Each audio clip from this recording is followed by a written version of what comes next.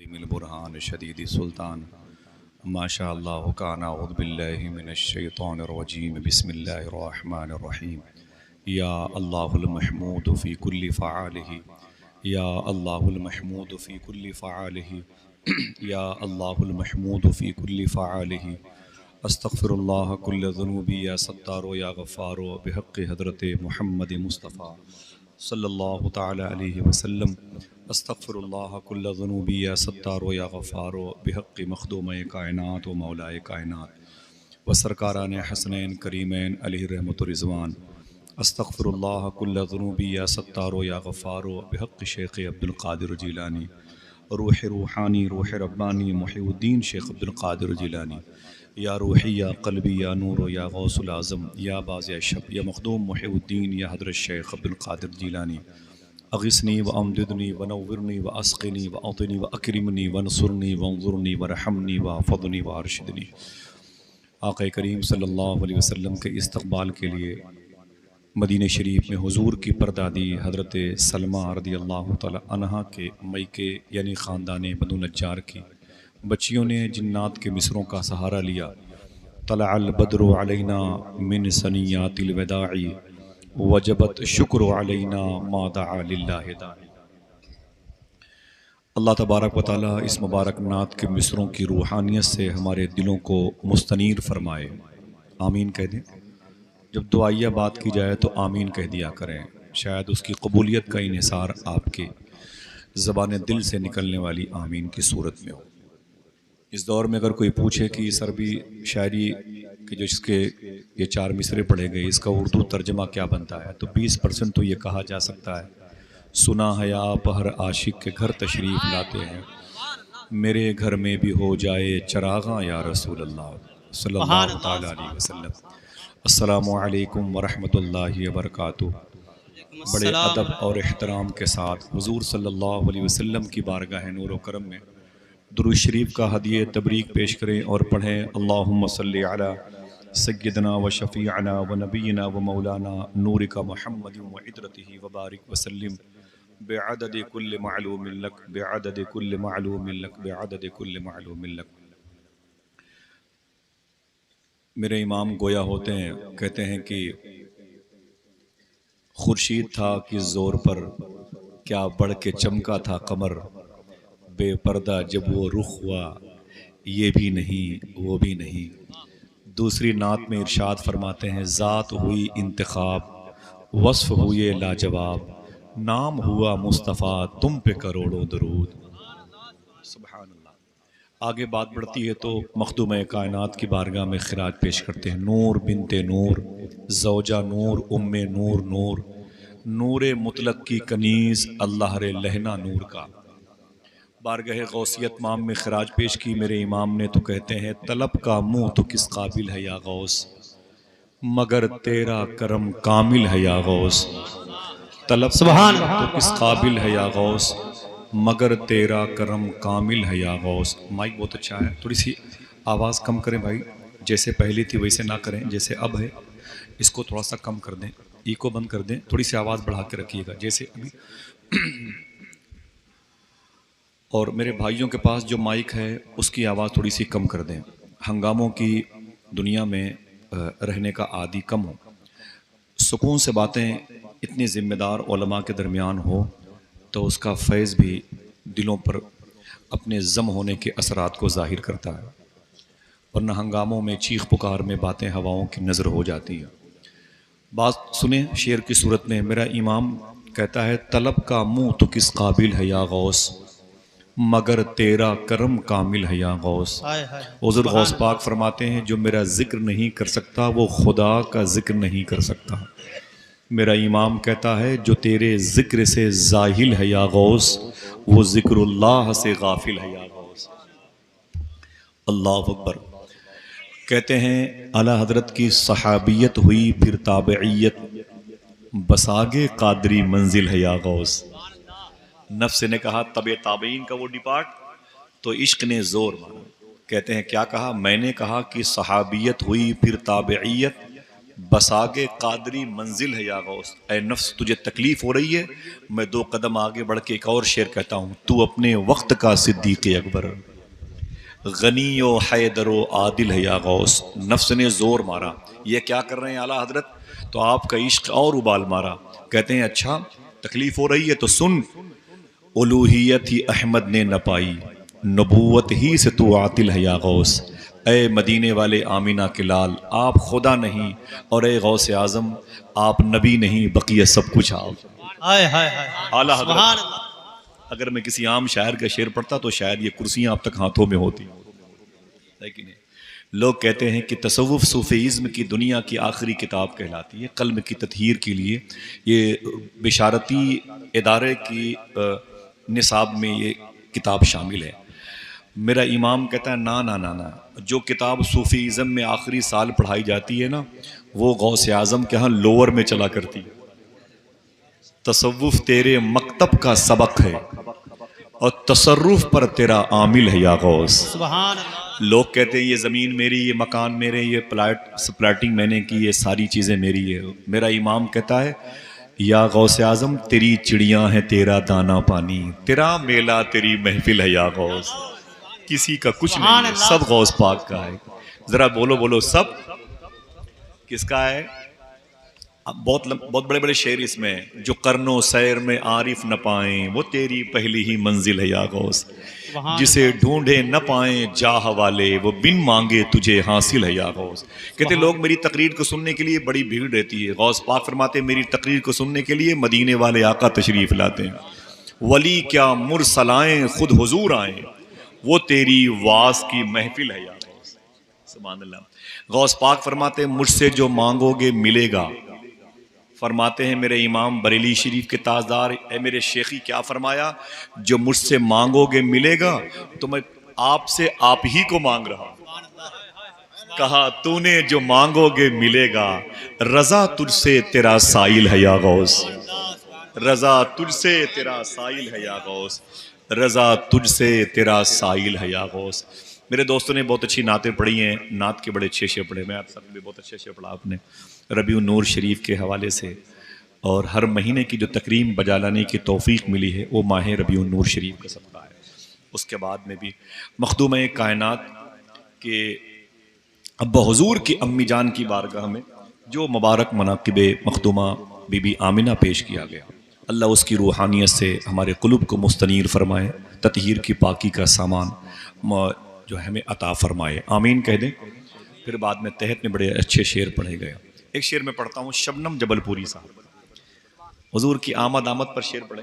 वो कहते हैं कि शम्म की लौ न बुझी और न लहराई है, यह आजमगढ़ का बेल्ट है। शम्म की लौ न बुझी और न लहराई है, यूं जियारत को तेरे दर पे हवा आई। शम्म की लौ न बुझी, नाजुकी देखें नातिया शायरी का। शम्म की लौ न बुझी और न लहराई है, यूं जियारत को तेरे दर पे हवा आई है। लोग आते हैं तो आती है घरों में रौनक, आप आए हैं तो दुनिया में बहार आई है। लोग आते हैं तो आती है घरों में रौनक। रिसालत सरकार की आमद, सरकार की आमद, वाह वाह वाह। लोग आते हैं तो आती है घरों में रौनक, आप आए हैं तो दुनिया में बहार आई है। अमरोहा का एक शायर है, वो कहता है कि धूप जब भी तेज हो, बैठे हुए मेरे सारे मोहसिनीन बैठे हुए इंसान भी देखें, और उनके उस्ताद हुए तो फिर मेरे भी हुए। पूरे मुल्क के लोग, पूरी दुनिया मोहतरम शाकिर आज़मी साहब का एहतराम करती है, मौजूद हैं। और मिंबर पर जो ज़ी सलाहियत उलमा हैं या उनसे इस्तिफ़ादा करने वाली आवाज़ें हैं, सबके नालैन की बरकतें मेरे सर पर मौजूद हैं। तलबा कराम में मेरे सामने जो लोग बैठे हुए हैं वो मेरी पलकों पर बैठने के लायक हैं। गोलू भाई बैठे हुए हैं, डॉक्टर ताबिश भाई और कारी साहब वगैरह बैठे हुए हैं, मेरे बड़े भाई मोहतरम मोहम्मद आरिफ साहब, जिनकी मजलिस में कल मैंने जारोब कशी की है। तकरीबन 20-25 साल से सरकार लद्दा शाह, सरकार हाफिज़ मिल्लत, जामिया अशरफिया की दीवारों से निस्बत उज़्मा सरकार भैया जी की बारगाह की हाज़िरी की तौफ़ीक मिलती रही। और इस इलाके की मजलिसों में मैं दरी चादर बिछाने के लिए आता रहा। वो तमाम तरफ यहाँ पर जिनके ज़रिए से असबाब बनते रहे वो मेरे मोहसिनीन यहाँ पर है। एक शेर नात का, धूप जब भी तेज हो तो नातखा हो जाइए, धूप जब भी तेज हो तो नातखा हो जाइए और अपने वास्ते खुद साहिबा हो जाइए। सुभान अल्लाह। धूप जब भी तेज हो तो नातखा हो जाइए और अपने वास्ते खुद साहिबा हो जाइए।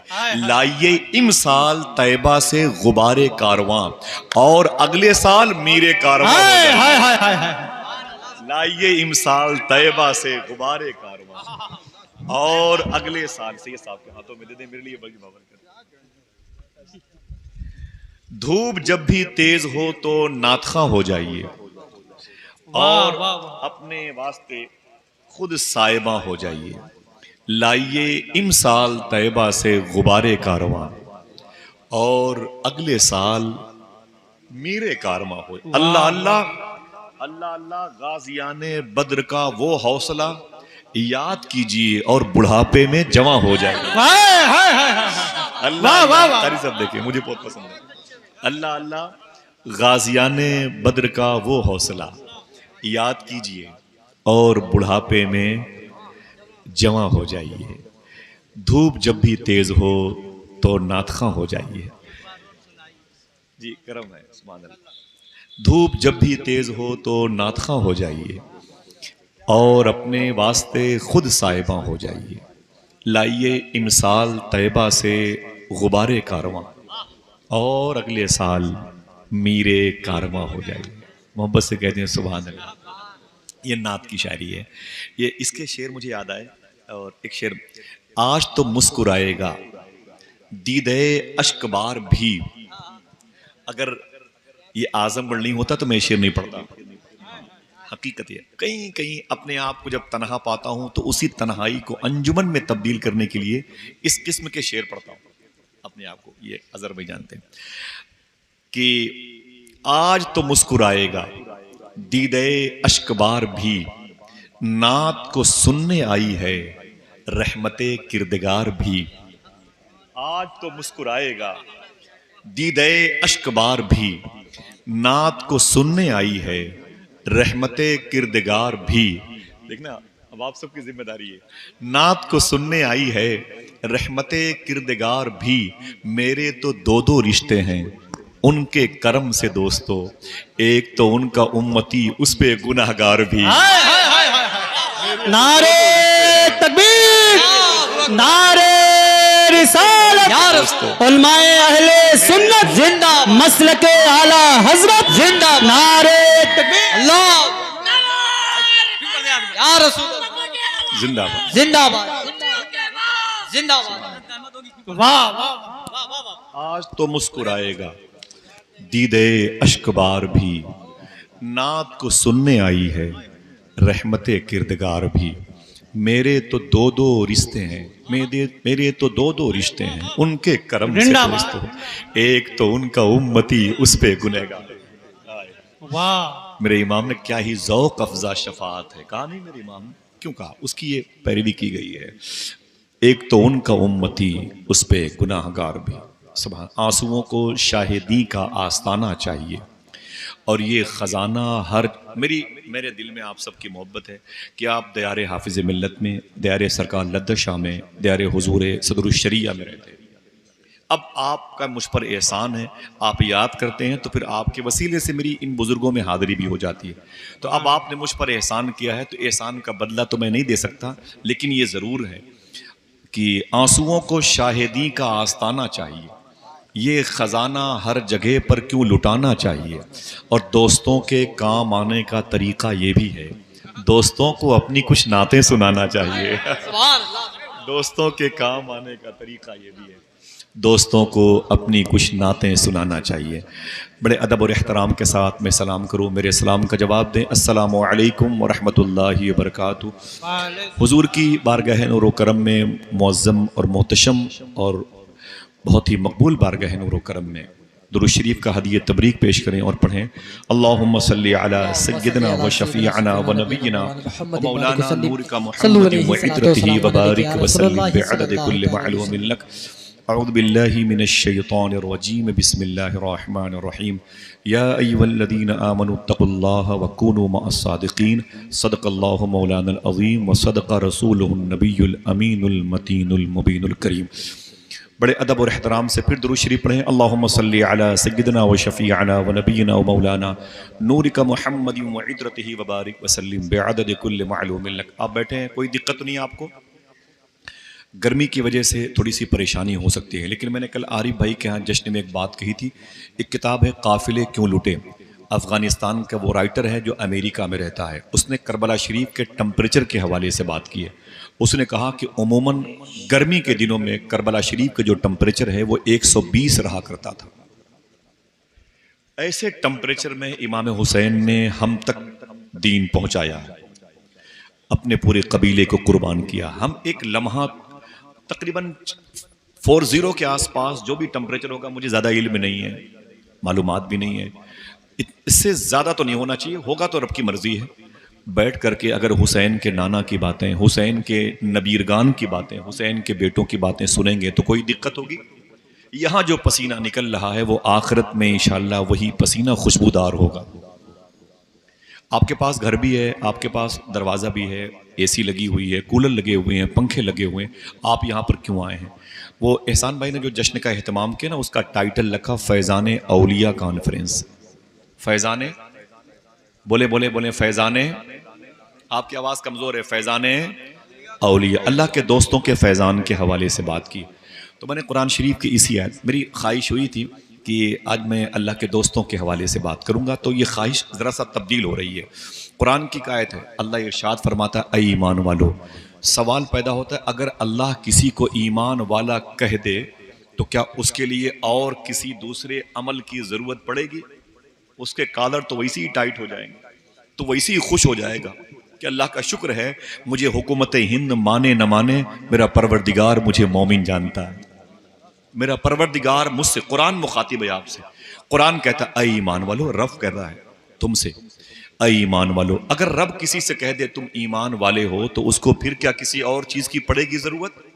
ऊँचे बोलो नहीं, लेकिन वो फिर कहता है एक शर्त और है, अगर तुम ईमान वाले हो तो फिर मुझसे डरते भी रहना। समझ गए? बर्फ की सिल को बाजार से खरीदना कमाल नहीं है, उसको हवा से बचा लेना कमाल।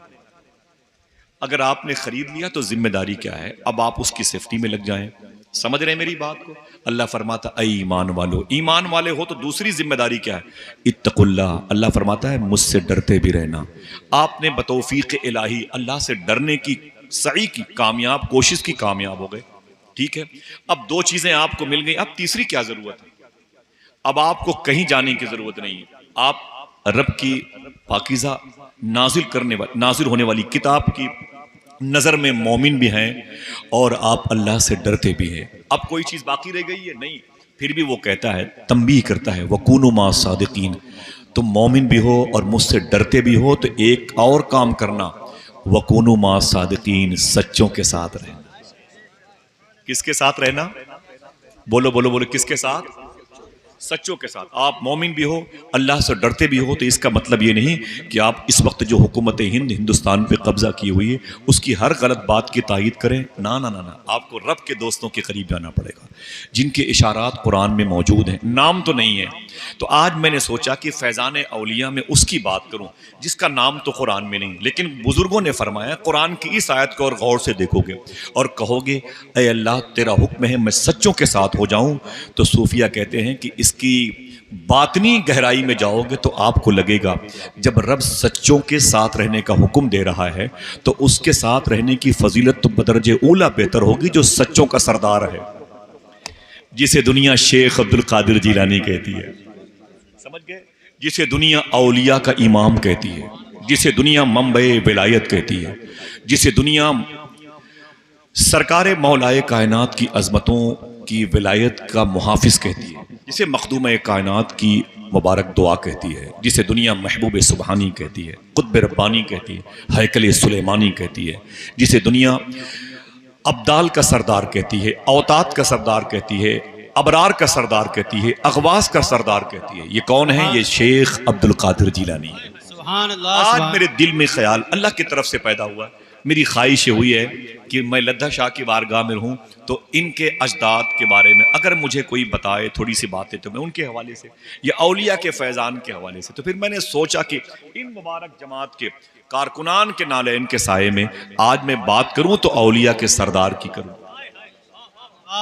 आज बगदाद के दूल्हा की बातें करूं। सुनेंगे इंशाअल्लाह, हाँ सुनेंगे। मैं गुफ्तगू के हवाले से मेरी ये बात एक रिकॉर्ड की जगह मौजूद थी। एक खातून थी, वो मध्य प्रदेश में रहती हैं, गौस पाक से बड़ी अकीदत है उनको। वो कहती हैं कि मैं रात में बस ऐसे तन्हाई में हुई, तकरीबन उनकी उम्र 50 के आसपास है, मेरी माँ जैसी है। वो कहती हैं कि मैंने एक दिन उस यूट्यूब में हुजूर गौस पाक सरकार के हवाले से मैंने ये बातें सुनी। तो कहती जब मैं सोई तो मैंने ख्वाब में हुजूर गौस पाक की ज़ियारत की। अल्लाह अकबर है यार, अजीब बात है। हम तो जिक्र करते करते इस इनाम की सरहद तक न पहुँच पाए। कुछ कहना ज़रा सा खुलाफ हो जाएगा। बहरहाल जो गौस पाक ने अता फरमाया बड़ा इनाम है, वो एक पेंडिंग में है, लेकिन सुनने वालों को अल्लाह ने बड़े दर्जात अता फरमा दिए। तो ये करम आप पर भी हो सकता है, समझ गए? आप पर भी हो सकता है अगर दिल से मोहब्बत से और खुशू और खुजू से आज उस बगदाद के शहनशाह की बातें सुनोगे ना तो अपने आप को फिर यहाँ से उठा के उसी बाबू शेख की ज़मीन पर पाओगे जहाँ सरकार गौसे आज़म आराम कर रहे हैं। थोड़ी सी बात करता हूँ गौस पाक के आने से पहले की। अजीब शान है, इन उलमाए किराम के पास जाओगे तो पता चलेगा कि तालीम की हुसूलियाबी से पहले इनको लोग अपने मोहल्ले का एक फ़र्द कहते थे। एहसान शाकिर साहब को लोग एहसान शाकिर कहते थे, लेकिन जब से ये नातखां और शायर की हैसियत से मशहूर हुए तब से लोग इनको हिंदुस्तान का एक अजीम शायर कहते हैं। वो शायर साहब आ रहे हैं, मोहतरम शाकिर आज़मी साहब आम इंसान थे, नात के शेर कहने लगे तो लोग इन्हें उस्ताजुल शोरा कहने लगे। कहने मतलब जब हुनर आया, सर्टिफिकेट आई, डिग्री आई, असनाद आई तो लोग उस नाम से याद, भाई फला साहब डॉक्टर बन गए तो डॉक्टर साहब हो गए, समझ गए? फला साहब एडवोकेट बन गए तो एडवोकेट साहब। पहले कोई नहीं कहता, बाद में इस नाम से पुकारता है। अजीब शान है सरकार गौसे आज़म की। लोग डिग्रियां पाने के बाद धूम मचाते हैं, गौसे आज़म आने से पहले धूम मचा चुके हैं। सुभान अल्लाह। हुजूर गौसे आज़म आने से पहले धूम मचा चुके हैं। ये मिसरा क्या बनेगा? आए नहीं है धूम मची है। क्या बनेगा? आए नहीं है, गौस पाक की मोहब्बतों की बोलिएगा, आए नहीं है धूम मची है। हाथों को उठा के बोलो, आए नहीं है धूम मची है। माइक की आवाज फ्रेश मिल रही है, कोई दिक्कत तो नहीं है? बहुत कोई ज़हमत हो कि मुझे बता दीजिएगा। बैठे अदब से, आपका दिल न लगे तो बैठ के यहाँ पर मोबाइल वगैरह में गेम न खेलिएगा, चुपचाप चले जाइएगा। मैं आपके मकसद का नहीं, वजह क्योंकि आपका हिस्सा मेरे पास कुछ नहीं, ठीक है? वो जहाँ आपके हिस्से की नेमतें रखी वहाँ चले जाइएगा। मुझे इन बुजुर्गों की जूतियों में जो मिट्टी लगी है, इनके पैरों में जो दरबार हाफिज़ मिल्लत की मिट्टी है, सदरुल शरिया के दरबार की, वही काफ़ी है। एक शख्स बैठा रहेगा, गौस पाक की बातें होती रहेंगी इंशाअल्लाह। कहते हैं जिसका दिल गौस पाक के लिए मचले तड़पे वो बैठेगा। हुजूर सूफी सुल्तान में फरमाते हैं कि एक बुजुर्ग फरमाते हैं, बिशारत में सरकार गौसे आज़म ने फरमाया, अगर कोई इशा की नमाज के बाद मेरा नाम लेता है तो उसको खुशखबरी सुना दो कि मैं उसका नाम मगरिब बाद ले चुका होता हूँ। जरा मोहब्बत से बोलो सुभान अल्लाह। आप क्या समझ रहे हैं कि इस मंडी में हम अपनी मर्जी से आए हैं? शेख अब्दुल हक मुहद्दिस देहलवी फरमाते हैं, गौस पाक ने फरमाया, जब तक मैं नहीं चाहता कोई मेरा नाम ले ही नहीं सकता है। तो अगर गौस पाक की ये मर्जी है तो जरा हाथों को ढाके बोल दो, लब्बैक या गौसे आज़म, लब्बैक या गौसे आज़म। फिर से बोले लब्बैक या गौसे आज़म। यार अजीब शान है, जो गौस पाक की मर्जी से नाम लिया जा रहा है, जरा वो नाम फिर से ले लिया जाए। मेरे घर पे गौस पाक के दरबार के अब तक तकरीबन 14-15 मेहमान आ चुके हैं बगदाद शरीफ। कई के दिन रहते हैं, डॉक्टर साहब वगैरह जानते हैं, कई के दिन रहते हैं बगदाद के सारे मेहमान अल्हम्दुलिल्लाह मेरी झोपड़ी में रहते हैं। तो एक मरतबा गौस पाक के साहिब सज्जादा शेख खालिद बाबा हाशिम बाबा के सगे भाई शेख जैद जिलानी सरकार तशरीफ लाए थे अपनी अम्मी जान के साथ। हज़रत एक जुमला इरशाद फरमाया था हुजूर गौस पाक के साहिब सज्जादा के सगे छोटे भाई सरकार जैद बाबा। वो फरमाते हैं कि ऐसा नहीं है कि लोग मेरे दादा से मोहब्बत करते हैं, ऐसा नहीं, बल्कि मेरे दादा ने फरमाया, जब तक मैं किसी से मोहब्बत नहीं करता कोई मुझसे मोहब्बत कर ही नहीं सकता है। अल्लाह अकबर अल्लाह। तो ये मोहब्बत की पहल पहले उधर से होती है, बाद में वो खुशबुओं का सिलसिला आगे बढ़ता है। तो खुशकिस्मत और चुने हुए लोग उसमें मुक़य्यद होते जाते हैं। आए नहीं हैं, अच्छी है, सो गए, आए नहीं हैं। अब इसके सबूत में दो तीन बातें ले लें, फिर गौस पाक की पैदाइश, फिर आपको बगदाद लेके चलूंगा। चलेंगे इंशाल्लाह? हाथों को उठा के बोलो चलेंगे इंशाल्लाह। अजीब बात है यार, अपने माँ बाप से आप कहते नहीं कि अब्बू आपने बाथरूम में इटालियन सामान लगा लिया 1.5-2 लाख रुपए का, थोड़े से पैसे कम इस्तेमाल करते, इससे कम पैसों में गौस पाक का दरबार देख लेते। आप अपने अब्बू से कहते नहीं ये जो 20 लाख की गाड़ी दरवाजे पर खड़ी, अब्बू 2 लाख बचा के 18 लाख की गाड़ी से भी काम चल सकता था, वो 2 लाख रुपए हुजूर के शहर की ज़ियारत में खर्च कर देते। हाँ, पता नहीं है कि आंखें हुजूर के दरबार को देखने के लिए मिली। हुजूर गौस पाक के खलीफा शेख अबू तलहा बगदादी, उनके खलीफा शेख सूफ़ी असदुल्ला शाह, वो फरमाते हैं कि गौस पाक मेरे दादा ने फरमाया ऐसा नहीं है, लोग मुझसे मिलने के लिए तड़पते हैं, मैं भी अपने गुलामों से मिलने के लिए तड़पता हूँ। हाँ, क्या चाहते हैं? मिलना नहीं चाहते गौस पाक से? गौस पाक तुम्हारा इंतजार कर रहे हैं। बात यह है कि आए नहीं है, धूम मची है। अल्लाह के नबी सल्लल्लाहु अलैहि वसल्लम की बारगाह से, हुजूर के लाडलों से इसके प्रूफ लेते जाएं और याद कर लें। चाय खानों पर कलाब से पूछा जाएगा। इसमें कुछ बातें सूफिया किराम की मजालिस में मैंने सुनी है, मैं जिसको बयान कर रहा हूँ और जो बयान कर रहा हूँ इसका मैं जिम्मेदार हूँ आखिरत में। ठीक, उलमाए किराम बैठे हुए हैं। अल्लाह के नबी सल्लल्लाहु अलैहि वसल्लम के 2 बेटे हैं, एक का नाम इमाम हसन और एक का नाम, कमजोर आवाज है, एक का नाम इमाम हुसैन। आका करीम सल्लल्लाहु अलैहि वसल्लम अपने दोनों बेटों से बड़ी मोहब्बत फरमाते थे, दोनों नवासों से। मखदूमा कायनात फरमाती है कि हुजूर मेरे घर पे तशरीफ लाए तो उस दिन हुजूर ने मेरे बेटे हुसैन की तरफ तवज्जो कम दी, हसन की तरफ ज्यादा मुतवज्जे हुए, हसन की तरफ ज्यादा मुतवज्जे हुए। और एक बात और सुन लें कि जैसे इमाम हुसैन के बेटे के बेटे के बेटे के बेटे गरीब नवाज हैं, ऐसे इमाम हसन के बेटे के बेटे के बेटे के बेटे हुजूर गौसे आजम है।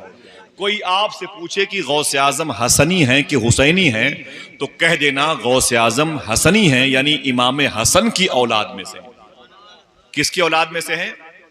बोलते रहे, दोस्ती है, ये कोई तकरीर नहीं है, बातचीत का माहौल है। किसके बेटे हैं गौसे आजम? इमाम हसन के। और गरीब नवाज इमाम हुसैन के बेटे हैं। तो इमाम हसन के बेटे ये शेख अब्दुल्ला सानी मूसा अल जौन अब्दुल्ला महज, ये इमाम हसन के बेटे हैं। और बाद में शेख मूसा जंगी दोस्त गौस पाक के वालिद हैं। तो ये गौस पाक हसनी हो गए। कौन हुए? सुन ले, बात बड़ी मतलब की है, हसनी हो गए।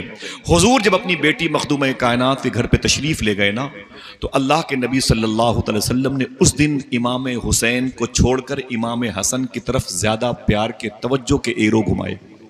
ज्यादा प्यार हुजूर ने हसन से किया। हुजूर ने हसन की पेशानी चूमी, मेरे आका ने हसन के होंठों का बोसा दिया, मेरे आका सल्लल्लाहु अलैहि वसल्लम ने हसन की हल्कों में नूर का बोसा दिया, खूब प्यार किया। तो हुजूर की लाडली बेटी मखदूम कायनात ने इरशाद फरमाया, अब्बू मेरे बेटे हुसैन को छोड़ करके हसन से ज्यादा प्यार कर रहे हैं। तो मेरे आका मुस्कुराए, फरमाते हैं वजह यह है कि मैं आज हसन की पेशानी में एक नूर देख रहा हूं। ये नूर जब जमीन पर पैदा होगा तो इसकी जात से मेरा दीन बहुत फले फूलेगा। सूफिया इसी नूर को नूरे अब्दुल कादिर जिलानी कहते हैं। आए है, क्या मतलब? आए नहीं हैं, ऊंची बोलो, हाथों को उठा के बोलो, आए नहीं हैं। ये उसकी शान में पढ़े जा रहे हैं ये कसीदे जिसकी वजह से अल्लाह ने आपको आंखें अता फरमाई हैं। अल्लाह अकबर। ये इल्म की बहारें उसी जात के तवस्सुल से हैं। गौस पाक फरमाते हैं, जब तक मैं नहीं चाहता जमीन पर शिफा की बारिश नहीं होती। अगर मैं रूठ जाऊं तो किसी को रिस्क का एक दाना ना मिले। ये गौस पाक ने फरमाया। सुने गौर से, बातें आपके बड़ी काम की है। तो हुजूर गौसे आजम सरकार के बारे में इस नूर को नूरे शेख अब्दुल कादिर जिलानी कहते हैं। बात थोड़ी सी और आगे जा रही है।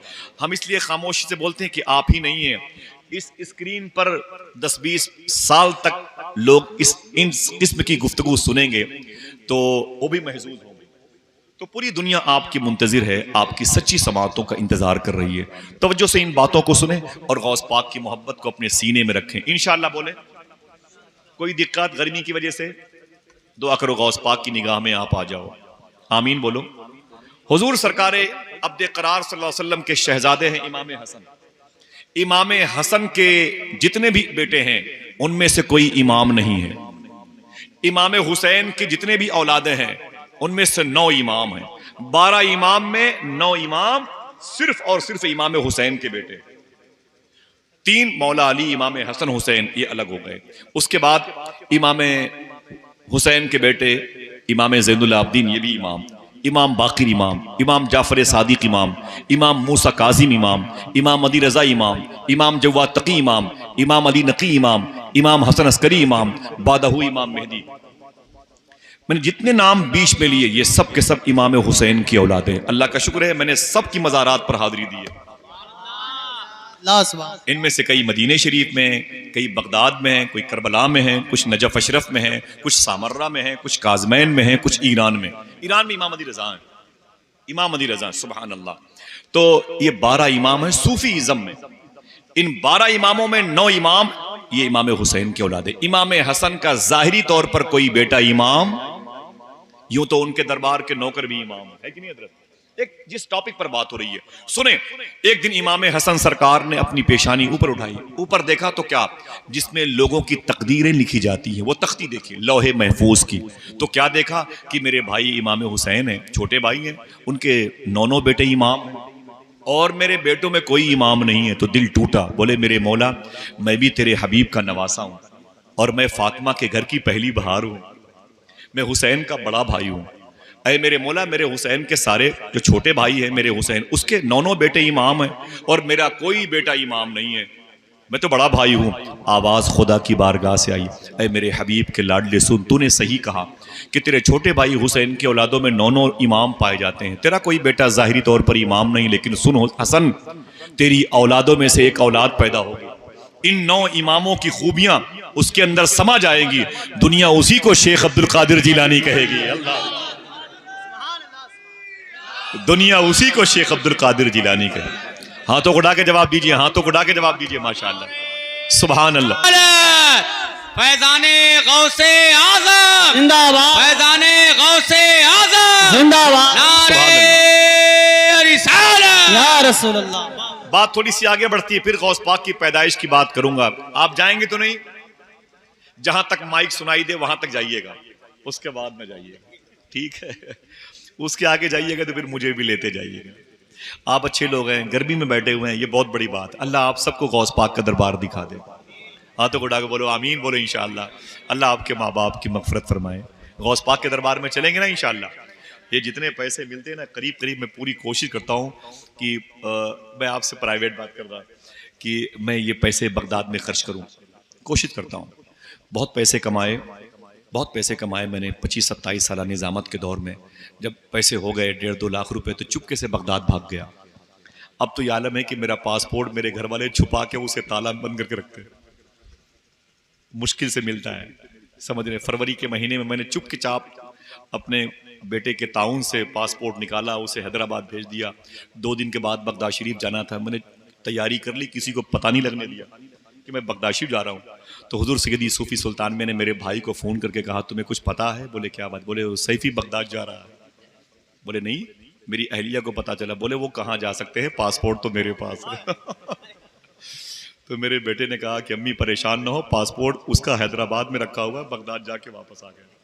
उस पर बगदाद जाने की मोहर लग गई है। बहरहाल दुआ करो अल्लाह सबको गौस पाक का दरबार दिखाए, आमीन बोले। इन उलमाए किराम को भी और तलबाए किराम को भी, नात खानों को भी अल्लाह गौस पाक का दरबार दिखाए। देखिए गौस पाक की बातें तवज्जो से दिल जमाई सुनेंगे, इंशाअल्लाह बगदाद जाएंगे इंशाअल्लाह कहते हैं। अब बात मैंने हुजूर की इमाम हसन की। एक बात मौला अली की करता हूँ, जरा हाथों को उठा के बोल दे या अली, ऊंची बोले या अली, या अली। सुने आप, बात मौला अली की है। सरकार मौलाए कायनात ने अपना जुब्बा शरीफ और अपना मुसल्ला अपने बेटे इमाम हुसैन को दिया। बोले अब्बू क्या मेरे लिए? कहते ना ना ना ना ना, अपने बेटे इमाम ज़ैनुल आबदीन को दे देना, ठीक है। अब्बू तो क्या ये ज़ैनुल आबदीन के लिए? बोले ना ना ना, उससे बोलना अपने बेटे इमाम बाकिर को दे देगा। तो अब्बू क्या इमाम बाकिर के लिए? बोले ना ना ना, उससे बोलना वो अपने बेटे को दे देगा। तो इमाम हुसैन ने कहा फिर अब्बू, मौला अली सरकार ये इमाम बाकिर अपने बेटे को देगा तो फिर क्या उसके लिए? तो फरमाते मौला अली नहीं, उससे कहना वो अपने बेटे को दे देगा। यानी इमाम जाफर सादिक अपने बेटे इमाम मूसा काजिम को दे देंगे। इमाम हुसैन कहते हैं अब्बू ये जुब्बा ये मुसल्ला कब तक आगे बढ़ता रहेगा? मौला अली फरमाते हैं जब तक जीलान में मेरा अब्दुल कादिर न पैदा हो जाए। आए सुभान अल्लाह। आए नहीं है, आए नहीं है, हाथों को उठा के बोलो आए नहीं है। सुभान अल्लाह। लोग आते हैं तो आती है घरों में रौनक, आप आए तो दुनिया में बाहर आई है। अल्लाह अकबर अल्लाह अकबर।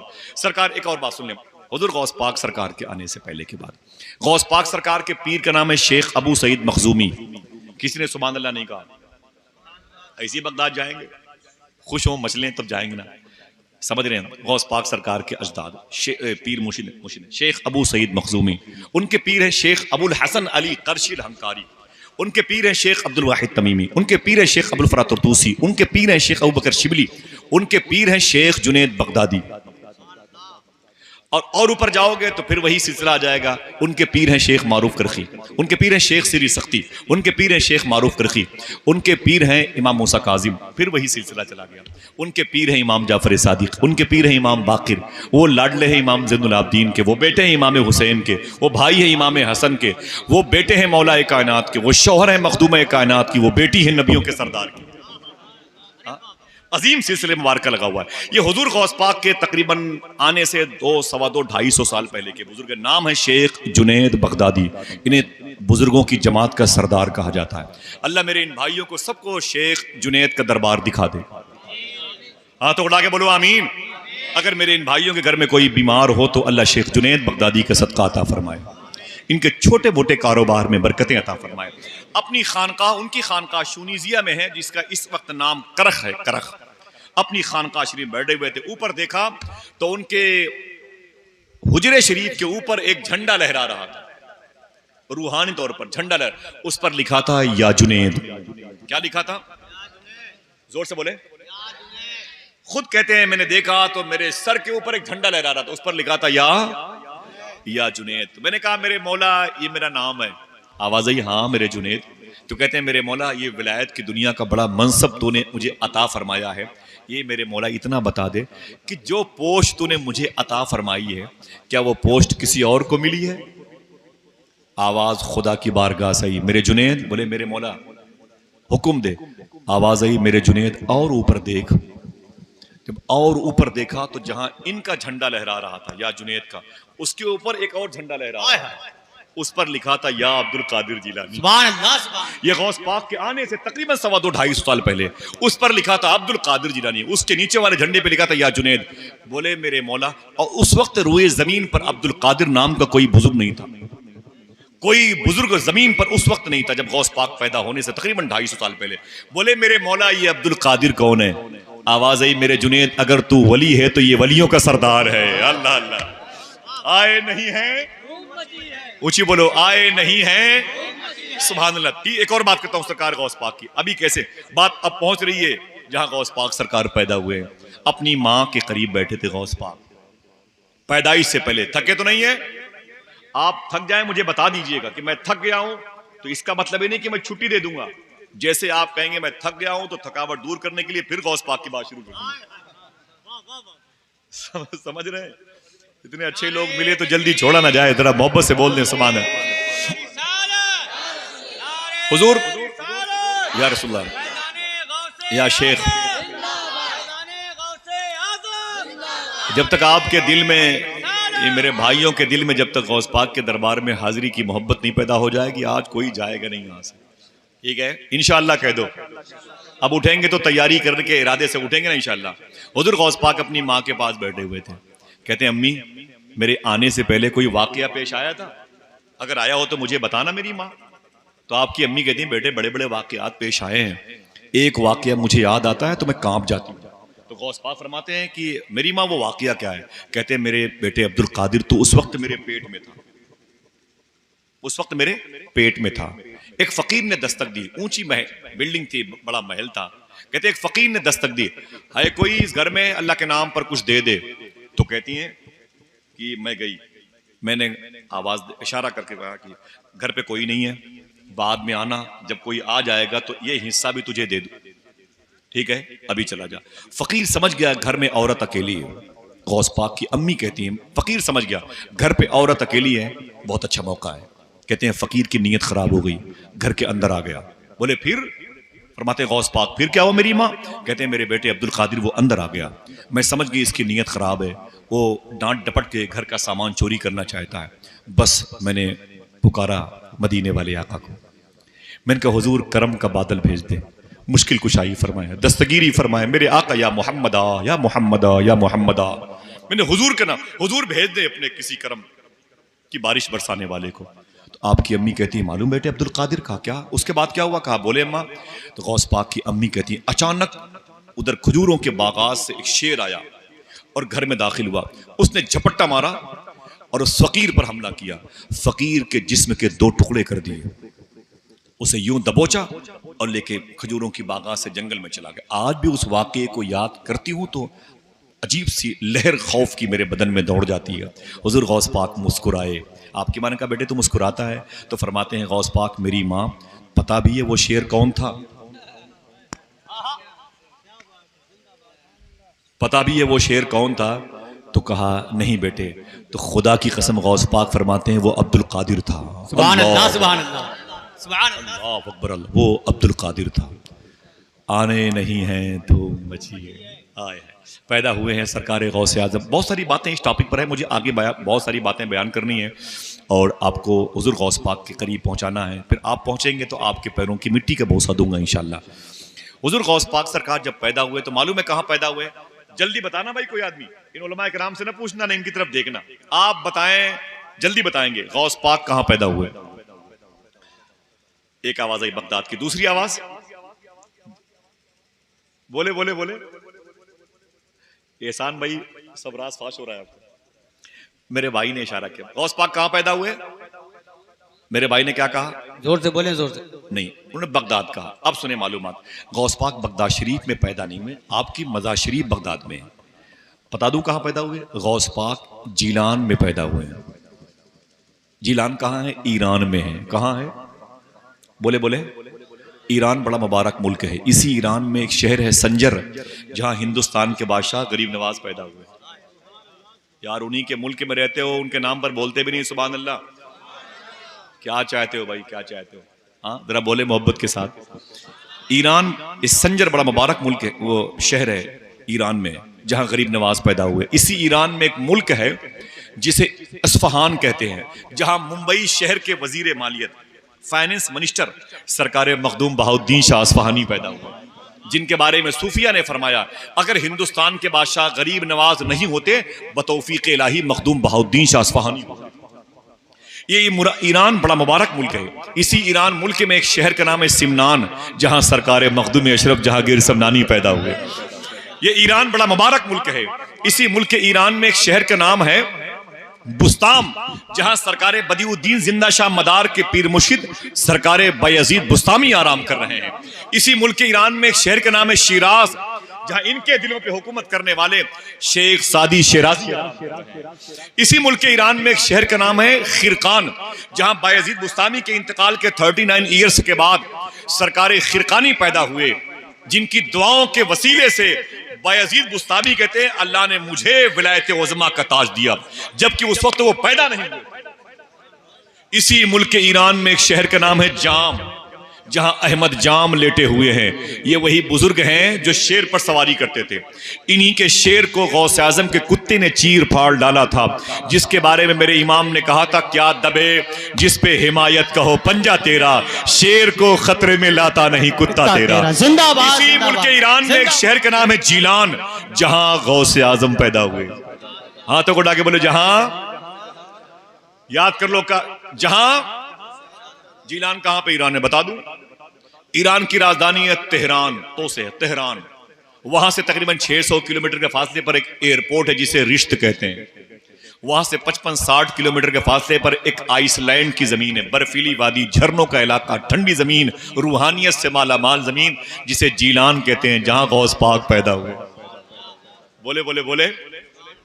4 साल की उम्र हुई तो अपनी अम्मी से कहने लगे अम्मी, बैठे थे बातें कर रहे थे अपनी माँ से, वो झाड़ू पोछा लगाने वाली औरत भी आ गई, उससे बातें करने लगे। अचानक बाहर निकले तो दरवाजे पर बैठ गए। एक फकीर आया, उस फकीर ने कहा अस्सलामु अलैकुम अब्दुल कादिर। गौस पाक फरमाते हैं वालेकुम अस्सलाम वालेकुम अस्सलाम। कहे हुए डबल जवाब। उस फकीर ने कहा शेखी मैंने आपको एक मरतबे सलाम किया है और आपने 2 मरतबे जवाब दिया। हुज़ूर गौस पाक फरमाते हैं बात यह है कि तुम 4 साल पहले भी इधर से गुजरे थे, उस वक्त भी तुमने सलाम किया था। उस वक्त मैं अपनी माँ के पेट में था, आपके सलाम को मैंने सुन लिया था, आपके सलाम को मेरी माँ ने मगर नहीं सुना था। मैंने उस वक्त सोचा कि जवाब दूंगा तो मेरी माँ डर जाएगी। आज मैंने 2 मरतबे जवाब दे के पिछला हिसाब चुका दिया हूँ। वाह वाह वाह, नारे तकबीर, अल्लाह अल्लाह अल्लाह, नारे रिसालत, फैज़ाने गौसे आज़म जिंदाबाद, करामाते गौसे आज़म। ये किसका उर्स है कि जात की जलवा नुमाई है कि जिसका नाम सुनते ही नबी की याद आई। मुसीबत में जहां सोचा तुझे आवाज दूं आका, मेरी आवाज से पहले तेरी आवाज आई है। मेरी आवाज से पहले बोले बोले मेरी आवाज से पहले तेरी आवाज आई है। तसव्वुर जब किया है सूरत मुफ्ती आजम का, न जाने क्यों रुखे गौसुल वरा की याद आई है। अल्लाह मेरी आवाज से पहले तेरी आवाज आई। बोले बोले मेरी आवाज से पहले। गौस पाक सरकार की उम्र शरीफ हुई 16 या 17 साल। जो आपके घर में झाड़ू पोछा लगाती थी मम्मा, उन्होंने कहा मेरे बेटे अब्दुल कादिर। फरमाया क्या बात है मेरी माँ कहते थे गौस पाक उनको। तो मेरे बेटे अब्दुल कादिर, वो बचपन में जब आपकी अम्मी जान इबादत में बिजी होती थी तो मैं आपको अपनी गोद में लेके झूला झुलाती थी। ये गौस पाक के घर में जो झाड़ू पोछा लगाती थी, खिदमत करती थी, वो कहती हैं अरे मेरे आका अब्दुल कादिर, मैं आपको अपने गोद में लेके वो झूला झुलाती थी। फिर मेरी माँ क्या हुआ, तो वो कहती हैं कभी कभी आप मेरे झोली से, मेरे दामन से, मेरे बाजुओं से हवा में उड़ जाते थे, हवा में उड़ जाते थे, और मैं देखती तो आप उड़ते उड़ते उड़ते जाते और सूरज में गुम हो जाते थे। सूरज में, ये आज की किताबें नहीं है, ये जो वाकया बयान की थी तकरीबन 800 700 साल पहले की किताबें हैं जिनमें इस किस्म के वाकयात हैं। वो कहती है मेरे बेटे अब्दुल कादिर, आप मेरे हाथों से निकल करके हवा में उड़ जाते थे। वो क्या माजरा था, वो तो बचपन की बात थी। अब क्या मामला है, गौस पाक फरमाते मेरी माँ वो अब्दुल कादिर का बचपना था जब तेरी गोद से निकल के हवा में उड़ते हुए सूरज में गुम हो जाता था। अब अब्दुल कादिर 16-17 साल का हो गया है। अब हजारों सूरज अब्दुल कादिर की जात में गुम हो जाया करते हैं। अल्लाह अकबर अल्लाह, शुक्र के जोश में जो हैं वो तुझे क्या जाने, खिज्र के होश से पूछे कोई रुतबा तेरा। सुकून से सुनेंगे, हंगामा नहीं, बातचीत नहीं, घर जा सकते हैं, लेकिन क्या लेके जाएंगे यार। आपकी माँ ने पूछा मेरे बेटे तू 2 घंटे से बाद आया है, क्या लेके आया है? तो अगर तकरीर पूरी सुन ली, गुफ्तगू सुन ली, तो कहना गौसे आजम की मोहब्बत लाया हूँ। तेरी माँ कहेगी बेटा बहुत बहुत शुक्र है, तूने मेरे दूध का हक अदा कर दिया। अपने अपने बारे में सोचो। आप नहीं सुनोगे तब भी मैं कहीं ना कहीं बैठ के एहसान भाई घर पे सुनाऊंगा, कारी साहब घर पे सुनाऊंगा, और कोई नहीं सुनेगा तो मेरी बातें अगर तन्हाई में होंगी तो गौस पाक सुनेंगे इंशाअल्लाह। समझ गए मेरी बात। गौस पाक सरकार की ये बात बड़ी सलीके से और खामोशी सुने। गौस पाक फरमाते हैं कि एक दिन मैं जीलान की गली से गुजर रहा था, एक फ़कीर बैठा हुआ था। उसने मुझे देखा, कहा अब्दुल कादिर। मैंने कहा क्या बात है? उसने कहा आशिक बनोगे कि महबूब बनोगे? 2 डिपार्ट है, समझ रहे? आशिक बनोगे कि महबूब बनोगे? तो गौस पाक फरमाते मैं वापस आया, मैंने अपनी माँ से कहा अम्मी एक आवाज़ दी एक फ़कीर ने, आशिक बनोगे कि महबूब बनोगे? तो मेरी माँ ने कहा कि मेरे बेटे जल्दबाजी न करना, तेरी तालीम आगे चल करके उसी भरे हुए कॉलम के मुताबिक होगी। अगर तू आर्ट साइड में फॉर्म भरेगा, साइंस साइड में भरेगा, तो जो फॉर्म भरेगा उसी हिसाब से तालीम होगी। बीओमिस का फॉर्म भरेगा तो बीओमिस की तालीम होगी, आलिम का फॉर्म भरेगा तो आलिम की तालीम तुझे हासिल करनी है। मेरे बेटे जल्दबाजी मत कर, सोच ले अल्लाह उसके रसूल का हुक्म क्या है। गौस पाक तड़पते रहे। फिर आपकी माँ ने कहा मेरे बेटे इसी जीलान के शहर के किनारे पर एक शख्स है, बगैर लिबास का पड़ा रहता है, नालियों से कीड़े निकाल कर उठाता है, उसे चूम देता है, चूम कर फेंक देता है, कुत्तों को तकिया बना के सो जाता है। ऐ मेरे बेटे अब्दुल कादिर उसके पास चला जा, उससे कहना कि मैं आशिक बनूं कि महबूब, वो जो बता देगा उसी पर अमल करना। गौस पाक गए, वो दरवेश बैठा हुआ था, बेलिबास फ़कीर, घूर पर गंदगी के ढेर पर बैठा हुआ था। हुज़ूर गौस पाक ने उसे सलाम किया, उसने जवाब दिया, कहा बैठ जाओ। अब्दुल कादिर गौस पाक बैठ गए। कहा कैसे आना हुआ? तो गौस पाक फरमाते हैं एक सवाल करने आया हूँ। कहा सवाल क्या है? कहा आप मुझे सिर्फ इतना बता दें कि मैं आशिक बनूं कि महबूब। ये दोनों फर्क समझ रहे हैं ना, आशिक का और महबूब का। ये जो घर में दामाद आता है ना, समझ रहे हैं, ये महबूब होता है, इसकी बड़ी नाज बरदारी होती है कि नहीं है? नाज बरदारी होती नहीं। अगर वो नाराज हो गया तो पूरा गांव उसे मनाने के लिए जाता है, पूरा कबीला उसका लिहाज करता है। वो नाराज भी है तब भी उसके प्यार में लगा रहता है। भाई दामाद है बादशाह बन के घर पे रहते हैं। ये महबूबियत की निशानी है। और कुछ लफंगे ऐसे भी होते हैं जो नालियों पर बैठ के दिल फेंक की बातें करते हैं, दूसरों की बहन बेटियों को ताकते हैं। हम इस तरफ जाएंगे नहीं, लेकिन बात जो उसने की है वो विलायत की दुनिया की महबूबियत और आशिकियत की बात की। समझ गए? ये दो डिपार्ट, आशिक बनोगे कि महबूब। तो उस फकीर ने क्या कहा? अब्दुल कादिर चले जाओ, कल आओगे तो तुम्हें जवाब मिल जाएगा। गौस पाक रात भर अपने घर में रोते रहे, तड़पते रहे, और कि सुबह जल्दी आए तो मैं जाऊं उस फकीर के पास। जब सुबह हुई तो गौस पाक जब गए उस गंदगी के ढेर पर, देखें वो दरवेश अल्लाह वाला क्या कहता है। वहां वो नहीं था शाकिर भाई, वो नहीं था, उसे ढूंढा नहीं मिला। लोगों से कहा कि वो कहाँ चला गया, तो लोगों ने कहा कि कौन? बोले वो जो यहाँ पर काफी दिनों से पड़ा रहता था घूर पर, जो नालियों के कीड़े उठा उठा के बातें करता था, जो कुत्तों से बातें करता था, जो गंदगी के ढेर को अपने कपड़ों से साफ करता, वो कहाँ चला गया? लोगों ने कहा अब्दुल कादिर वो रात में मर गया। गौस पाक अजीब सी कैफियत में, बोले मर गया वो? बोले हाँ मर गया। बोले फिर उसकी तदफीन, उसको दफन कर दिया? जवाब सुनो आप। लोगों ने कहा कि नहीं अब्दुल कादिर, उसके मजहब के बारे में इल्म नहीं था। बोले फिर? उसके पैरों में रस्सी बांध करके हम लोगों ने उसे खजूर के बाग में छोड़ दिया। जाके देख लो, चील कौवे उसकी लाश को खा रहे हैं। एक साहब ने तो अपनी तकरीर में यह कह दिया था, मैं उस नहीं कह सकता, कि कुत्ते तक उसकी लाश को खा रहे थे। मैंने कभी किसी किताब में नहीं पढ़ा, अल्लाह माफ फरमाए। बहरहाल बात जिस टॉपिक पर हो रही उसी नेहज पे हो। वो कहता है कि अब्दुल कादिर वो उधर पड़ा हुआ है, उसके मजहब धर्म के बारे में मुसलमान था, अगर ये पता होता तो दफन किया जाता। किसी को इल्म नहीं था वो किस मजहब का है। लोगों ने पैर में रस्सियां बांध के खजूरों की बाग में छोड़ दी, चील कौवे उसकी लाश को खा रहे हैं। जब हुजूर गौस पाक उसके पास गए ना, तो खुदा की कसम चील और कौवों के दरमियान उसकी लाश पड़ी हुई थी। न जाने जिस्म के कितने % गोश्त चील कौवे खा गए थे, बाकी बचे हुए गोश्त की तरफ उनकी नजरें अमीक लगी हुई थी।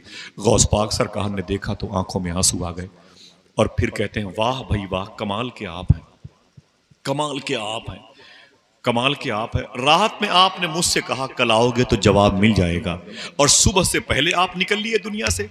वली वादा शिकन नहीं होता, वली वादा खिलाफ नहीं होता, वली वादा वफा करता है। आपने मुझसे कहा कल आओगे तो जवाब मिल जाएगा, और तुम सुबह ही निकल लिए। ये कौन सा तरीका है? रब की दोस्ती के आईन के खिलाफ है। आप क्यों इंतकाल कर गए बगैर मुझे जवाब दिए हुए? और इंतकाल करना था तो अब्दुल कादिर से बता देते कि कल मैं मर जाऊंगा, जवाब लेके जाओ।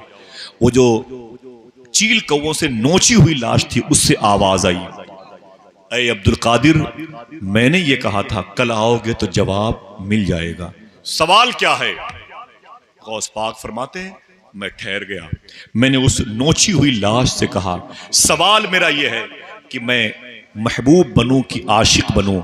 सुनिएगा, अगर अदब से जिस तरीके से सुन रहे हैं, बातें बहुत दूर तक जाएंगी इंशाअल्लाह। मैं आशिक बनूं कि महबूब बनूं, इतना सुनना था कि उस लाश से आवाज आई, अरे मेरे अब्दुल कादिर, अगर महबूब बनना चाहता है तो उसके लिए बहुत लोग तुझसे प्यार करेंगे, लोग तेरा एहतराम करेंगे, तेरी मंजिलत बढ़ जाएगी, तेरे वकार, तेरे स्टेटस बुलंद हो जाएंगे, लोग तेरी बड़ी नाजबरदारी करेंगे। अरे अब्दुल कादिर, और अगर आशिक बनना चाहता है तो देख ले, तेरे सामने एक आशिक का जनाजा पड़ा हुआ, देख ले, चील कौवे खा रहे हैं। गालिब ने कहा था ये इश्क नहीं आसान, बस इतना समझ लीजिए एक आग का दरिया है और डूब के जाना है। अगर एक सच्ची आशिक को देखना है तो करबला में हुसैन को देख लीजिए। समझ रहे आप? सारे मालो मता को कुर्बान कर दिया, अपने एक दादा के 33 पोतों को शहीद कर दिया, फिर भी शुक्र के सजदे अदा कर रहा है। समझ रहे मेरी बात? आवाज़ अब्दुल कादिर अगर आशिक बनना चाहते हैं तो देख तेरे सामने एक आशिक का जनाजा पड़ा हुआ है। इतना सुना तो गौसे आजम सरकार ने अपने दोनों बाजुओं को उठाया, कहा ओ नोची हुई लाश सुन, अगर आशिक बनने में इतनी तकलीफ होती है तो अब्दुल कादिर आशिक बन के दिखाएगा। अल्लाह अकबर, अब्दुल कादिर आशिक बन के दिखाएगा। और दर्जे महबूबियत ये रब की तौफीक पर डिपेंड करता है। गौसे आजम सरकार आशिक कब बने? बगदाद में आने के बाद के मंजरनामे को देखें, फिर मैं जीलान से बगदाद लेके आऊँगा। आप इशारा कीजिएगा, गुफ्तगू ख़त्म तो ख़त्म हो जाएगी, लेकिन जिस तरीके से आप सुन रहे हैं अल्लाह आप सबको गौसे आजम का फैज़ान अता फरमाए। आप बगदाद जाएँ, बगदाद की गलियों की ज़ियारत करें इंशाअल्लाह। आप गौस पाक के लंगर खाने की ज़ियारत करें इंशाअल्लाह, वहाँ के टुकड़ों पर पलें इंशाअल्लाह, कह दें इंशाअल्लाह, दिल से बोले इंशाअल्लाह। समझे? गौस पाक सरकार जब बगदाद शरीफ आए थे ना, जब बगदाद शरीफ आए, सुने तो मालूम है क्या हुआ? अभी आपने वादा कर लिया है कि मैं आशिक बनूंगा, मुझे दर्जे महबूबियत अल्लाह की मर्जी है, मैं कि अब्दुल कादिर आशिक बन के दिखाएगा। अपनी जिंदगी के 91 ईयर्स में गौस पाक आशिक कब बने वो चैप्टर अभी कुरे देंगे, उस बाप को हम ऑन करेंगे, चैप्टर को ऑन करेंगे, बाप खोला जाएगा इंशाअल्लाह, दरवाजा खुलेगा। अब सुनिए आप, जब गौस पाक 18 साल के हुए, कितने ऊंची बोले, आपको ये सब बातें याद करनी है, कितने साल के हुए? 18 साल के। अपनी माँ के पास आए, बोले मेरी माँ, गौस पाक की माँ का नाम था फातिमा उम्मुल खैर। गौस पाक की माँ का नाम फातिमा उम्मुल खैर, बोले फातिमा उम्मुल खैर। गौस पाक सरकार के नाना का नाम था शेख अब्दुल्ला सोमई। गौस पाक के वालिद का नाम था शेख मूसा जंगी दोस्त। गौस पाक के दादा का नाम था शेख अब्दुल्ला जीलानी। गौस पाक की फूफू का नाम था मखदुमा आयशा जीलानी। गौस पाक के छोटे भाई का नाम था शेख अब्दुल्ला जीलानी। बोले बोले सुभान अल्लाह। गौस आज़म के पीर का नाम था शेख अबू सईद मखजूमी। गौस आज़म के खादिम का नाम था शेख अली रज़ा। गौस आज़म के एक खादिम का नाम था शेख बका बिन बतू। गौस आज़म के खादिम का नाम था शेख अली बिन हैती। गौस आज़म के खादिम का नाम था शेख अबू सईद कैलवी। गौस आज़म के खादिम का नाम था शेख कबीरुद्दीन दूल्हा शाह गुजराती। गौस आज़म के एक खादिम का नाम था शेख मुनव्वर शाह इलाहाबादी। गौस आज़म के एक खादिम का नाम था शेख बारकी। आप सुनते जाए, गौस पाक के खुदमा की बड़ी लंबी फहरिस्त है। अपनी माँ के पास आए, बोले माँ, वरना क्या बात है मेरे बेटे? कहा माँ अगर इजाज़त दे दे, दुनिया में एक बहुत बड़ा मदरसा है, जामिया है, जो इराक के बगदाद शहर में है, जामिया निज़ामिया उसका नाम है, मैं वहाँ तालीम हासिल करना चाहता हूँ। गौस पाक की अम्मी जान ने कहा मेरे बेटे जा जा, तू 60 साल की उम्र में पैदा हुआ था, तू मेरे घर की पहली रौनक है, पहली बहार है, लेकिन ऐ मेरे बेटे अब्दुल कादिर, तू मेरी खिदमत के लिए नहीं पैदा हुआ, तू तो दीन मुस्तफ़ा की खिदमत के लिए पैदा हुआ। गौस आज़म की माँ ने आपको 40 दिरहम दिए, सदरी में पैक किया, मेरे बेटे अब्दुल कादिर जा जा, तुझे मैंने हुजूर के हवाले किया, अल्लाह उसकी रहमतों के हवाले किया। जैसे गौस आज़म सरकार आगे बढ़े तो फिर गौस पाक की अम्मी ने कहा ताल अब्दुल कादिर, इधर आ इधर आ इधर आ इधर, अब्दुल कादिर इधर आ। तो हुजूर सरकार गौस आज़म रदी अल्लाह वापस आए। सुनते जाइएगा इन बातों को और याद कीजिएगा। सबके जेब में मोबाइल है, लेकिन कसम खुदा की एहसान भाई, मोहब्बत देखो ये गौस आज़म से, किसी की तवज्जो नफ्स की तरफ से मोबाइल की तरफ नहीं जा रही है, यही तो गौस आज़म का फैज़ान है। मेरे बच्चों, मेरे भाइयों, बहुत बहुत मुबारक हो। गौस पाक फरमाते वापस आए, आपकी माँ ने कहा मेरे बेटे अब्दुल कादिर। कहा माँ क्या बात है? कहा एक अमानत तेरे बाप ने मुझे दे रखी है, वो एक वजीफा है, उसे तो लेते जा। गौस पाक फरमाते मेरी माँ मुझे वजीफा तो बता। गौस पाक की अम्मी ने गौस पाक को वजीफा बताया। जब गौस पाक की उम्र शरीफ 90 साल की हुई तो गौस पाक फरमाते हैं अय मेरे गुलामों सुनो, मेरी उम्र 90 साल की हो गई, बड़े बड़े वजीफे मैंने पढ़े हैं, बड़ी लंबी लंबी तिलावतें की हैं, लेकिन बुढ़ापे की वजह से मैंने सारे वजीफे कम कर दिए हैं, बंद कर दिए हैं, लेकिन वो वजीफा मैंने कभी बंद नहीं किया जो मुझे मेरी माँ ने बताए थे। फिर कहते हैं उस वजीफे का कमाल ये है कि मुझे जब भी विलायत की दुनिया में प्रमोशन हुआ है उसी वजीफे की बुनियाद पर हुआ है। अगर कहो तो वजीफा बता दूं, हाँ पढ़ेंगे इंशाअल्लाह। ये वजीफा मुझे जिस शख्सियत की तरफ से मिला बगदाद शरीफ में, वो पड़ोसी मुल्क के बड़े अजीम बुजुर्ग हैं सैयद महमूद कादरी उर्फ साईं बाबा, जिनकी तबलीग से 25,000 लोगों ने कलमा पढ़ा। यार आप सुभान अल्लाह भी नहीं कहते यार, हाँ क्या बात है, हम तो 25 लोगों को दतून का तरीका ना बता पाए। 25,000 लोगों ने जिनकी तबलीग से कलमा पढ़ा। कोशिश करके हर महीने 2 महीने की 11वीं वो बगदाद में करते, समझ रहे हैं आप। कलमा पढ़ने वालों से पूछा गया कि वो आपने इनकी साईं बाबा की सूरत में क्या देखा कि आपने कलमा पढ़ लिया? बोले मुझे साईं बाबा से क्या मतलब है, इनकी जबान से गौस पाक का नाम सुनते सुनते कुफ्र बाहर आ गया, इस्लाम अंदर आ गया। हाय हाय हाय, ये तासीर है गौस पाक के नाम में। हाथों को उठा के बोलो लब्बैक या गौस आजम। हाथों को जोर से बोलो, जोर से बोलो। अल्लाह उठे हुए हाथों के मालिकान के कारोबार में बरकतें अता फरमाए, सबको गौस पाक के फ़कीरों में शामिल फरमाएं। गौस पाक की अम्मी कहती हैं मेरे बेटे इसे याद कर ले, अगर कहो तो ज़ोर से पढ़ाऊं, सब लोग पढ़ लो बरकत के लिए इंशाल्लाह। करीब की कब्रिस्तान के मुर्दों की अल्लाह मग़फ़िरत फरमाए। पढ़ें बिस्मिल्लाहिर्रहमानिर्रहीम, ऊँची बोले बिस्मिल्लाहिर्रहमानिर्रहीम। अल्लाहुल काफ़ी कसत्तुल काफ़ी वजत्तुल काफ़ी कफ़ानिल काफ़ी लिकुल्ल काफ़ी व निअमल काफ़ी वलिल्लाहिल हम्द। बस इसे पढ़ा कीजिए इंशाल्लाह, इंशाल्लाह बोले। याद कर लीजिएगा, ये बहुत सारे यूट्यूब पे मौजूद है, याद कर लीजिएगा। हर नमाज के बाद हुजूर सूफी साहब फरमाते हैं इसको पढ़ने की इजाजत चाहिए। अच्छा पढ़े पढ़े फिर से पढ़े बिस्मिल्लाहिर्रहमानिर्रहीम। अल्लाहुल काफ़ी कसत्तुल काफ़ी वजत्तुल काफ़ी कफ़ानिल काफ़ी लिकुल्ल काफ़ी व निअमल काफ़ी वलिल्लाहिल हम्द। एक मिनट पढ़ लें बिस्मिल्लाहिर्रहमानिर्रहीम।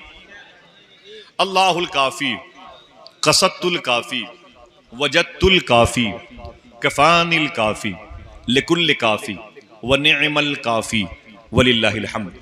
जिन मेरे भाइयों ने इसे पढ़ा है, उलमा ने, बुजुर्गों ने, अल्लाह सब के माँ बाप को इस पाकीज़ा आयत नूर की रूहानियत से माला माल फरमा दे। पढ़ा कीजिए इंशाल्लाह, मैं अपने भाइयों से गुजारिश करूँ इसे पढ़ा कीजिए इंशाल्लाह। हुजूर गौस पाक सरकार ने इस आयत की अमानत को अपने सीने में रखी और फिर जीलान से हमदान के रास्ते से चल करके, जहाँ कीचड़ बहुत होता है, हमदान के रास्ते में जहाँ अहमद बदवी 60 डाकुओं ने गौस पाक पे हमला किया था और फिर गौस पाक के सच बोलने की वजह से कल सबने तौबा कर लिया था, उसी रास्ते से गौस पाक चल करके इराक की राजधानी बगदाद में आए। अब अगर कोई पूछे गौस पाक कहाँ पैदा हुए तो कहना जीलान में पैदा हुए। क्या बोलोगे? पूछे जीलान किस मुल्क में है तो कहना ईरान में है, और पूछे कि गौस पाक की मजार शरीफ कहाँ है तो कहना बगदाद में। क्या सबकी आवाज नहीं आई? ठीक है। अब हुजूर गौस पाक बगदाद शरीफ में है, उम्र कितनी है? 18 साल। कितनी? और जरा ऊंची बोले, उम्र कितनी है?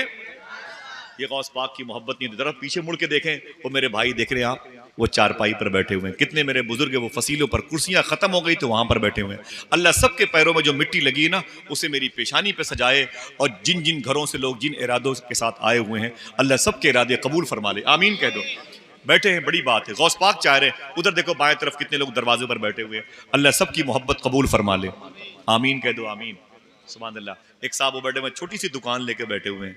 सुभान अल्लाह। अगर किसी ने उनकी गरीबी पर, मुफलिसी पर तरस खा करके 100-200 रुपए उनके यहाँ से सामान खरीद लिया तो गौस पाक खुश हो जाएंगे। मोहतरम शाकिर भाई ने कहा एक किताब रखी है। बहुत लोग ऐसी बातें करते हैं, यार ये बारिश के बरसने की ज़रूरत क्या है? हाँ, हर मामलात में क्या हम अल्लाह से की बारगाह में कहेंगे? नहीं नहीं, हम तो नेताओं से भी कह सकते हैं माज़अल्लाह। और बहुत लोग कुफरी बातें ऐसी करते हैं, उनको पता नहीं चलता कि उनका ईमान चला गया है। ऐसी कुफरी बातों से बचाने के लिए उलमा किराम ने बहुत सारा शेड्यूल बनाया है। वो एक किताब है, यहाँ से लेके जाइएगा, जिसकी कीमत 20 रुपए की है। आज नहीं कल इंशाल्लाह उस किताब का एक वरक भी अगर आपके ज़हन दिमाग पर रहा तो अल्लाह हमारी ज़बानों को बेलगामी से बचाएगा इंशाल्लाह। किताब है, अभी मैं इंशाल्लाह आपको दिखाऊंगा। हुजूर गौस पाक फरमाते 18 साल की उम्र में मैं बगदाद आया, तो जिस मोहल्ले में गौस पाक आए उसका नाम था बाबुल इज़ज। क्या नाम था? थक गए आप लोग? क्या नाम था? बाबुल इज़ज। और उस मोहल्ले में जो मदरसा था, जो जामिया था, उसका नाम था जामिया निजामिया। क्या नाम था? जामिया निजामिया उसका नाम था। उस जामिया के जो फाउंडर थे उनका नाम था शेख अबू सईद मखजूमी। शेख अबू सईद मखजूमी। हुजूर गौस पाक ने एक रवायत के मुताबिक उस इदारे में, उस मदरसे में 8 साल तक तालीम हासिल की। कितने साल तक? देखे भाई, देखे सब लोग देखें, 8 साल तक, 18 साल की 7 साल तक तालीम हासिल की। और 18 साल की उम्र में आए थे तो कितनी उम्र हुई आपकी? टोटल कितनी हुई? 25 साल। गौस पाक की उम्र हो गई। अब वो जो आपने जीलान में वादा किया था, ऐ मेरे मौला, अगर आशिक बनने में इतनी ही तकलीफ होती है तो अब्दुल कादिर आशिक बन के दिखाएगा। सुनो मेरे दोस्तों, थोड़ी सी गौस पाक की जिंदगी के कर्ब और दर्द के माहौल को भी देख लो। इंशाल्लाह आप हमेशा मुस्कुराएंगे, हंसेंगे, लेकिन 2 मिनट के लिए संजीदा हो जाएं। अल्लाह अपने भाइयों को सलामत रखे। हुजूर गौस पाक ने जीलान में कहा था आशिक अब्दुल कादिर बन के दिखाएगा। तो गौस पाक सरकार ने 25 साल की उम्र में बगदाद शरीफ से 40 किलोमीटर के फासले पर एक शहर है जिसे मदायन कहते हैं, बड़ा पुराना शहर है मदायन, जहां सरकार सलमान फारसी की मज़ार शरीफ है, जहां हुजूर के 1.25 लाख सहाबा में सबसे प्राइवेट सहाबी राजदार मुस्तफ़ा हुज़ैफा यमानी की मज़ार शरीफ है, जहां सरकार के खास सहाबी जनाबे जाबिर बिन अब्दुल्ला के बेटे अब्दुल्ला बिन जाबिर बिन अब्दुल्ला की मज़ार शरीफ है, जहां पर जिनके यहाँ आपके यहाँ कूंडे की नियाज होती इमाम जाफर सादिक, उनके सगे भाई इमाम ताहिर की मज़ार शरीफ है। यहाँ पर बैठे हुए डॉक्टर साहब ने उनकी मज़ार शरीफ पर हाजिरी दी है और इनके सदक़े में मैंने भी हाजिरी दी है। जो हाजिरी की ख्वाहिश चाहता है वो जरा बोल दे सुभान अल्लाह। सुने मेरे भाई, 25 साल तक गौस पाक ने मदायन के जंगल में दिन गुजारे हैं। मैं किसी आम आदमी की बात नहीं करता, आप बिरला की बात करते हैं, टाटा की बात करते हैं, अंबानी की बात करते हैं, अडानी की बात करते हैं। मैं जिस अब्दुल कादिर की बात करता हूं उसकी दौलत के बारे में इल्म नहीं है। वो इतना बड़ा मालदार था मेरा गौस कि सोने की खूंटी में गौस पाक की बकरियां बांधी जाती थी। आप समझ रहे हैं, ऐसे ही गुदड़ी लपेटने वाले बुजुर्ग थे। हाँ, खेल तमाशे की महफिल में सुनते हैं उनको, आप क्या उनको आम आदमी समझ रहे हैं? सोने की खूंटी में गौस पाक की बकरियां बांधी जाती थी। 20-20 लाख रुपए की जूती गौस पाक सरकार मगरिब की नमाज से पहले पहनते थे और मगरिब की नमाज पढ़ करके उस जूती को पहन करके बगदाद की गली से गुजरते थे। जिस गरीब का मकान पहले नजर आता हो जूती उतार के उसके हवाले कर देते थे। 1 साल के बाद उस पर ज़कात फर्ज हो जाया करती थी। ये हुजूर गौस पाक सरकार है। आम आदमी की बातें जैसे चाहे सुन लिया करें, गौस पाक की बात संभल के सुना करें। समझिए, संभल के सुना करें गौस पाक की बातें। आप भले चुने हुए लोग हैं यार, कल हंस लीजिएगा, कल खेल कूद कीजिएगा। हैं गौस पाक कहाँ? मदायन के जंगल में। इस जंगल में लेकिन गौस पाक ने अपने सोने चांदी का इस्तेमाल नहीं किया। फिर क्या किया? पूरे साल गौस पाक ने कुछ नहीं खाया। खुदा की कसम, मैंने मदायन का जंगल देखा है, मैंने, और याद नहीं कितनी मर्तबे देखा है। मेरी बात समझ गए ना? याद नहीं मैंने उस जंगल को कितनी मर्तबे देखा है। वहीं पर वो खुसरू परवेज का महल भी है, खुसरू परवेज का महल भी है जो हुजूर की पैदाइश पर फट गया था। आप जाएंगे इंशाल्लाह देखेंगे, इंशाल्लाह कह दे। 25 साल गौस पाक उस जंगल में थे, पूरे साल कुछ खाते नहीं थे, और कभी कुछ खा लिया तो फिर पूरे साल पानी न पिया। समझ रहे? और अगर पानी पी लिया तो फिर पूरे साल कुछ खाया नहीं। वो जो आशिक बनने वाला कंप्रोमाइज था ना, वो वहीं देखने को मिला। हुजूर गौस पाक फरमाते हैं, एक दिन मैं इतना भूखा था मैं चल नहीं पा रहा था। अल्लाह अकबर।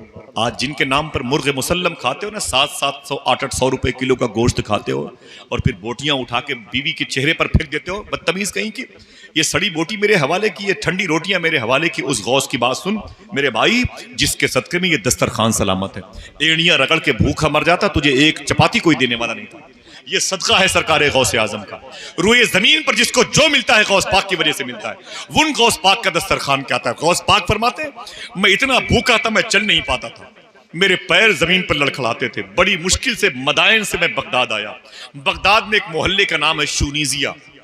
फरमाते हैं गौस पाक, मैं शूनीजिया इलाके में आया, और जब शूनीजिया आया ना तो मुझे इतनी भूख लगी, मैं एक मस्जिद में चला गया, लड़खड़ाते हुए एक मस्जिद में चला गया। गौस पाक फरमाते हैं, जब मैं मस्जिद में गया ना तो मैंने क्या देखा? थोड़ी देर के बाद एक शख्स अंदर दाखिल हुआ, उसी मस्जिद के किनारे पर बैठ गया। अंदर किनारे पर मैं इस तरफ बैठा था, वो उस तरफ बैठ गया। गौस पाक सरकार फरमाते हैं, उसने टिफिन खोली, टिफिन तो थी नहीं, मिसाल के तौर पर उसने अपना कपड़े का गट्टर खोला और उसमें से रोटियां निकली, सालन निकाला उसने, और निकाल करके मस्जिद के उस किनारे पर बैठ के खाना खाने लगा। हुजूर गौसे आजम फरमाते हैं कि मुझे इतनी भूख लगी थी, मैं किनारे बैठा था मस्जिद के इस तरफ और वो उधर बैठा हुआ था। गौस पाक फरमाते हैं, लुकमा वो उठाता था और मुंह मेरा खुल जाया करता था। थोड़ी देर तक दस्तरखान पर रोटी ना आए तो हम बच्चियों को गालियां देते हैं, शादी में जाएं अगर हमारे सामने गोश्त की प्लेट ना आए तो गालियां देते हैं, साले कुत्ते की औलाद बगैर नहीं है ताकत तो बुलाता क्यों है। गौस पाक का दस्तरखान देख ले, सूखा है मेरे भाई। गौस पाक फरमाते मुझे खुदा की कसम इतनी भूख लगी थी, वो लुकमा उठाता था और मुंह मेरा खुल जाया करता। गौस पाक फरमाते लेकिन रब का शुक्र अदा करता था। जब उसने मुझे देखा कि ये भूखा लग रहा है, उसने कहा मुसाफिर इधर इधर इधर। गौस पाक फरमाते मैं लड़खड़ाते हुए उसके पास गया, मैंने सलाम करके अपने आप को रखा। उसने कहा क्या नाम है? मैंने कहा क्या करेगा नाम पूछ करके, अल्लाह का बंदा हूँ। उसने कहा भूख लगी है? मैंने कहा हाँ। तो उसने कहा खा ले, न ये मेरा है न तेरा है, खा ले। गौस पाक फरमाते अगर मेरा नहीं है तो तू कहता है मेरा भी नहीं है, तेरा तो होगा, तेरा भी नहीं है, क्या मतलब? तो उसने कहा मैं क्या बताऊं मुसाफिर, मैं ईरान से आया हूं। और गौस पाक ईरान के थे। गौस पाक ने अपने मुल्क का नाम लिया, सुना तड़प गए। फरमाया तो ईरान के रहने वाले हो? उसने कहा हाँ। गौस पाक फरमाते किस शहर के हो? उसने कहा जीलान के रहने वाला हूं। ये मेरे आका गौस पाक का शहर था। अपने शहर का नाम सुना तो मिठास पैदा हुई, लगता कि मुंह के अंदर मिस्री की डली रखी है। गौस पाक फरमाते तुम जीलान के रहने वाले हो? उसने कहा हाँ हाँ मुसाफिर मैं जीलानी हूँ, मैं जीलान के रहने वाला हूँ। फरमाते गौस पाक तुम यहाँ क्यों आए हो? तो उसने कहा मैं क्या बताऊँ मुसाफिर, मैं एक ज़रूरी काम से आ रहा था तो शरफा के शरीफों के ख़ानदान की एक औरत है, उनका नाम है फातिमा उम्मुल खैर, ये गौस पाक की अम्मी का नाम था। गौस पाक ने अपनी माँ का नाम सुना तो तड़प गए, बोले बोल बोल बोल क्या चाहता है तू, कौन है भाई, तो मेरे जख्म को कुरेदता है, किसका नाम तुमने लिया? बोले आप बैठे, मैं बताना चाहता हूँ एक औरत मेरे मोहल्ले में रहती है, बड़ी पाकबाज औरत है जिसकी दुआओं से अल्लाह जीलान में बारिश बरसाता है। जब मैं जीलान से बगदाद आ रहा था उसे पता चल गया कि मोहल्ले का एक शख्स बगदाद जा रहा है। मुझे बुलाया और बुला के बोली बेटा तू कहाँ जा रहा है? तो मैंने कहा बगदाद जा रहा हूँ। उसने कहा जिस काम से जा रहा है वो काम कर लेना और उसके बाद मेरा भी एक काम करना। तो मैंने कहा अम्मी जान बोले क्या बात है? तो उस मखदूमा ने कहा था मेरे बेटे, एक मेरा बेटा अब्दुल कादिर है, बगदाद में पढ़ता है, बगदाद में पढ़ता है, कई साल हो गए उसे बगदाद गए हुए, उसकी कोई खबर नहीं मिली, पता नहीं उसे खाने के लिए कुछ मिला कि नहीं मिला। सख्त सर्दी होती है तो कांप जाती हूँ, गर्मी में कांप जाती हूँ, गर्म हवा चलती है तो तड़प जाती हूँ। मेरा बेटा अब्दुल कादिर पता नहीं किस कैफियत में होगा, कहाँ रहता है। अरे मेरे बेटे जाना बगदाद तो मेरे अब्दुल कादिर के लिए खर्चा लेके जाना, 2-4 महीने के लिए कुछ 1000-2000 लेके चले जाना और मेरे बेटे अब्दुल कादिर को दे देना। हुजूर गौस पाक फरमाते हैं उसने जब मेरी माँ का नाम लिया मैं रोने लगा। तो कहा फिर क्या हुआ? तो वो कहता है मैं क्या बताऊं यार मुसाफिर, मेरा काम हो गया। मैं उसे बहुत ढूंढा अब्दुल कादिर को, पता चला वो जामिया निज़ामिया में पढ़ता है। मैं जामिया निज़ामिया गया तो पता चला कि वो काजिमैन गया हुआ है। मैं इमाम मूसा काजिम में गया तो किसी ने कहा वो कल तो इधर नज़र आया था लेकिन इमाम आज़म अबू हनीफ़ा के रोज़े पर होगा। उसने कहा मैं इमाम आज़म अबू हनीफ़ा के रोज़े पर गया तो किसी ने कहा अब्दुल कादिर, मैंने कहा हाँ अब्दुल कादिर। वो जीलान का? मैंने कहा हाँ। बोले वो करबला इमाम हुसैन के रोज़े पर गया होगा। बोले मैं बहुत ढूंढा। बोले यार महीने हो गए, थक गया, मेरे पाँव में छाले पड़ गए। किसी ने कहा यार उसके चक्कर में मत पड़, वो तो मदायन के जंगलों में जब घुस जाता है तो 2-2 साल तक बाहर नहीं आता है। मैंने कहा यार मुझे उससे मिलना है, उससे मिलना है, उसके पैसे मेरे पास है। लोग बोल ढूंढते रहे, अल्लाह की मर्जी होगी तो मिल जाएगा। ऐ अजनबी मुसाफिर बहुत ढूंढा, बगदाद में सब मिले, अब्दुल कादिर न मिला। मैं थक गया, मेरे पैसे सारे खत्म हो गए। ये जो पैसे हैं अब उसके जो मेरे पास थे अब उसको खाने की नौबत आ गई। अब उसके पैसे मैं इस्तेमाल कर रहा हूं जो उसकी माँ ने मुझे दिए थे, अब उसी पैसे का खाना है। अगर तेरा दिल कहे तो खा ले, न मेरा है न तेरा है। इतना सुना तो गौस पाक सरकार रोने लगे। उसने कहा मुसाफिर तो रोता क्यों है? हुजूर गौस पाक फरमाते हैं तूने जिस फातिमा उम्मुल खैर का नाम लिया वो मेरी माँ है, तूने जिस अब्दुल कादिर का नाम लिया वो मैं हूँ। इतना सुना तो वो खड़ा हो गया, उसने हुजूर गौस पाक की पेशानी चूमी, कहा आप अब्दुल कादिर जिलानी है? गौस पाक फरमाते हाँ मैं ही फातिमा उम्मुल खैर का बेटा हूँ, मैं ही शेख मूसा जंगी दोस्त का बेटा हूँ, मैं ही अब्दुल्ला सोमई का लाडला हूँ, मेरा नाम अब्दुल कादिर है। फरमाया आए अब्दुल कादिर तेरे पैरों से लिपटने का दिल कहता, बहुत ढूंढा मेरे पैर में छाले पड़ गए। तेरी माँ ने मुझे जो नसीहतें की थी, जो अमानतें दी थी, मैं उस पर खरा ना उतरा, मुझे माफ कर दे। ये तेरे पैसे की रोटियां, तेरे पैसे के सालन है, अगर कहे तो ये सारे तू ले ले, इसके पहले तू मेरा मेहमान था, मैं तेरा मेजबान था। जब से ये पता चला तू अब्दुल कादिर है, मैं तेरा मेहमान हूं, तू मेरा मेजबान है। अगर कहेगा तो खाऊंगा, वरना सब तू ले ले। ये तेरी माँ ने मुझे 1000 रुपए दिए थे मिसाल के तौर पर, 250 रुपए खर्च हो गए हैं, 750 रुपए बचे हैं। अय अब्दुल कादिर इसे ले ले। गौस पाक ने पैसे लिए, कुछ पैसे उसके खर्च के वापस किए, खाना उसे अपने साथ खिलाया। शूनीजिया से निकले, बगदाद सेंट्रल पॉइंट पर आए, बगदाद की मंडी में गए। अय मुबारकपुर और आजमगढ़ के इस मुबारक जजीरे पे रहने वालों, सुनो आशिक किसे कहते हैं। गालिब ने सही कहा था, ये इश्क नहीं आसान, बस इतना समझ लीजिए एक आग का दरिया है और डूब के जाना है। इसीलिए मेरा इमाम कहता, इश्क तेरे सदके जलने से छूटे सस्ते, जो आग बुझा देगी वो आग लगाई है। इश्क बड़ी अजीम चीज़ है। और वो बहुत पहले जो है एक सास पर एक शेर आया था कि खाल खिंचती है कटती है गर्दन, इश्क करना तमाशा नहीं है। आप जरा पूछ शेख अब्दुल कादिर जिलानी से, हुजूर गौसे आजम ने वो पैसे लिए, बगदाद की मंडी में गए और सारे पैसों का राशन लिया, फ्रूट्स लिए, बाजार से फल खरीदे और राशन लिया और पूरे बगदाद में फकीरों को तकसीम कर रहे थे। पूरे पैसे जो 2 महीने के अखराजात क्या थे, जाके पूछो जामिया अशरफिया के तलबा कराम से, वो आपकी माँ ने जो 1000 रुपए भेजे हैं 2 महीना पहले कितने बचे हैं? वो कहते हैं 900 खर्च कर दिया, 100 बचे हुए हैं। फिर माँ भेज देगी। गौसे आजम ने सारे पैसे उसी दिन बगदाद की मंडी में खर्च किए। अपने सर पर वो फ्रूट्स के सामान, खाने पीने के सामान लेके जा रहे थे और बगदाद के फकीरों को तकसीम कर रहे थे। किसी ने पूछा, अब्दुल कादिर कल तो बड़े भूखे थे, चल नहीं पा रहे थे, आज इतने पैसे कहाँ से मिल गए? खुश होके बोले, मुझे मेरी माँ फातिमा उम्मुल खैर ने भेजा है। कहा किस लिए भेजा है?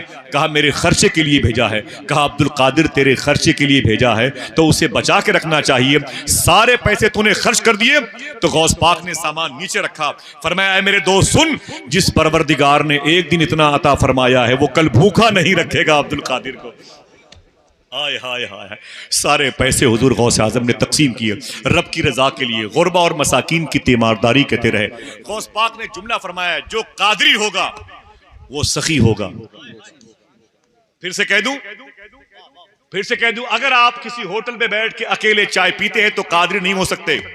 कोई भी आलिमे दीन किसी को दिखा करके अगर किसी होटल में बैठ के चाय पीता है, देख लो सालो तुम्हारे पास पैसे नहीं है, और यूं करके बैठता है वो पेप्सी थम्स अप पीता है, देख लो अल्लाह ने मुझे बहुत नवाजा है, तुम जैसे फकीर लोग थोड़ी है, समझे। ऐसा जो भी करता है वो मालदार तो हो सकता है, कादरी नहीं हो सकता।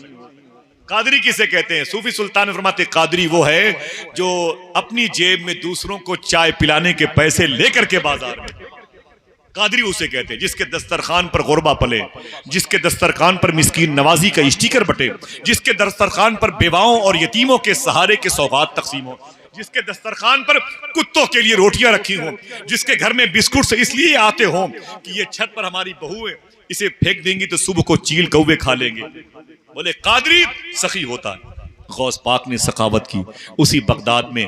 गौस पाक सरकार ने 25 साल मदायन के जंगल में गुजारे।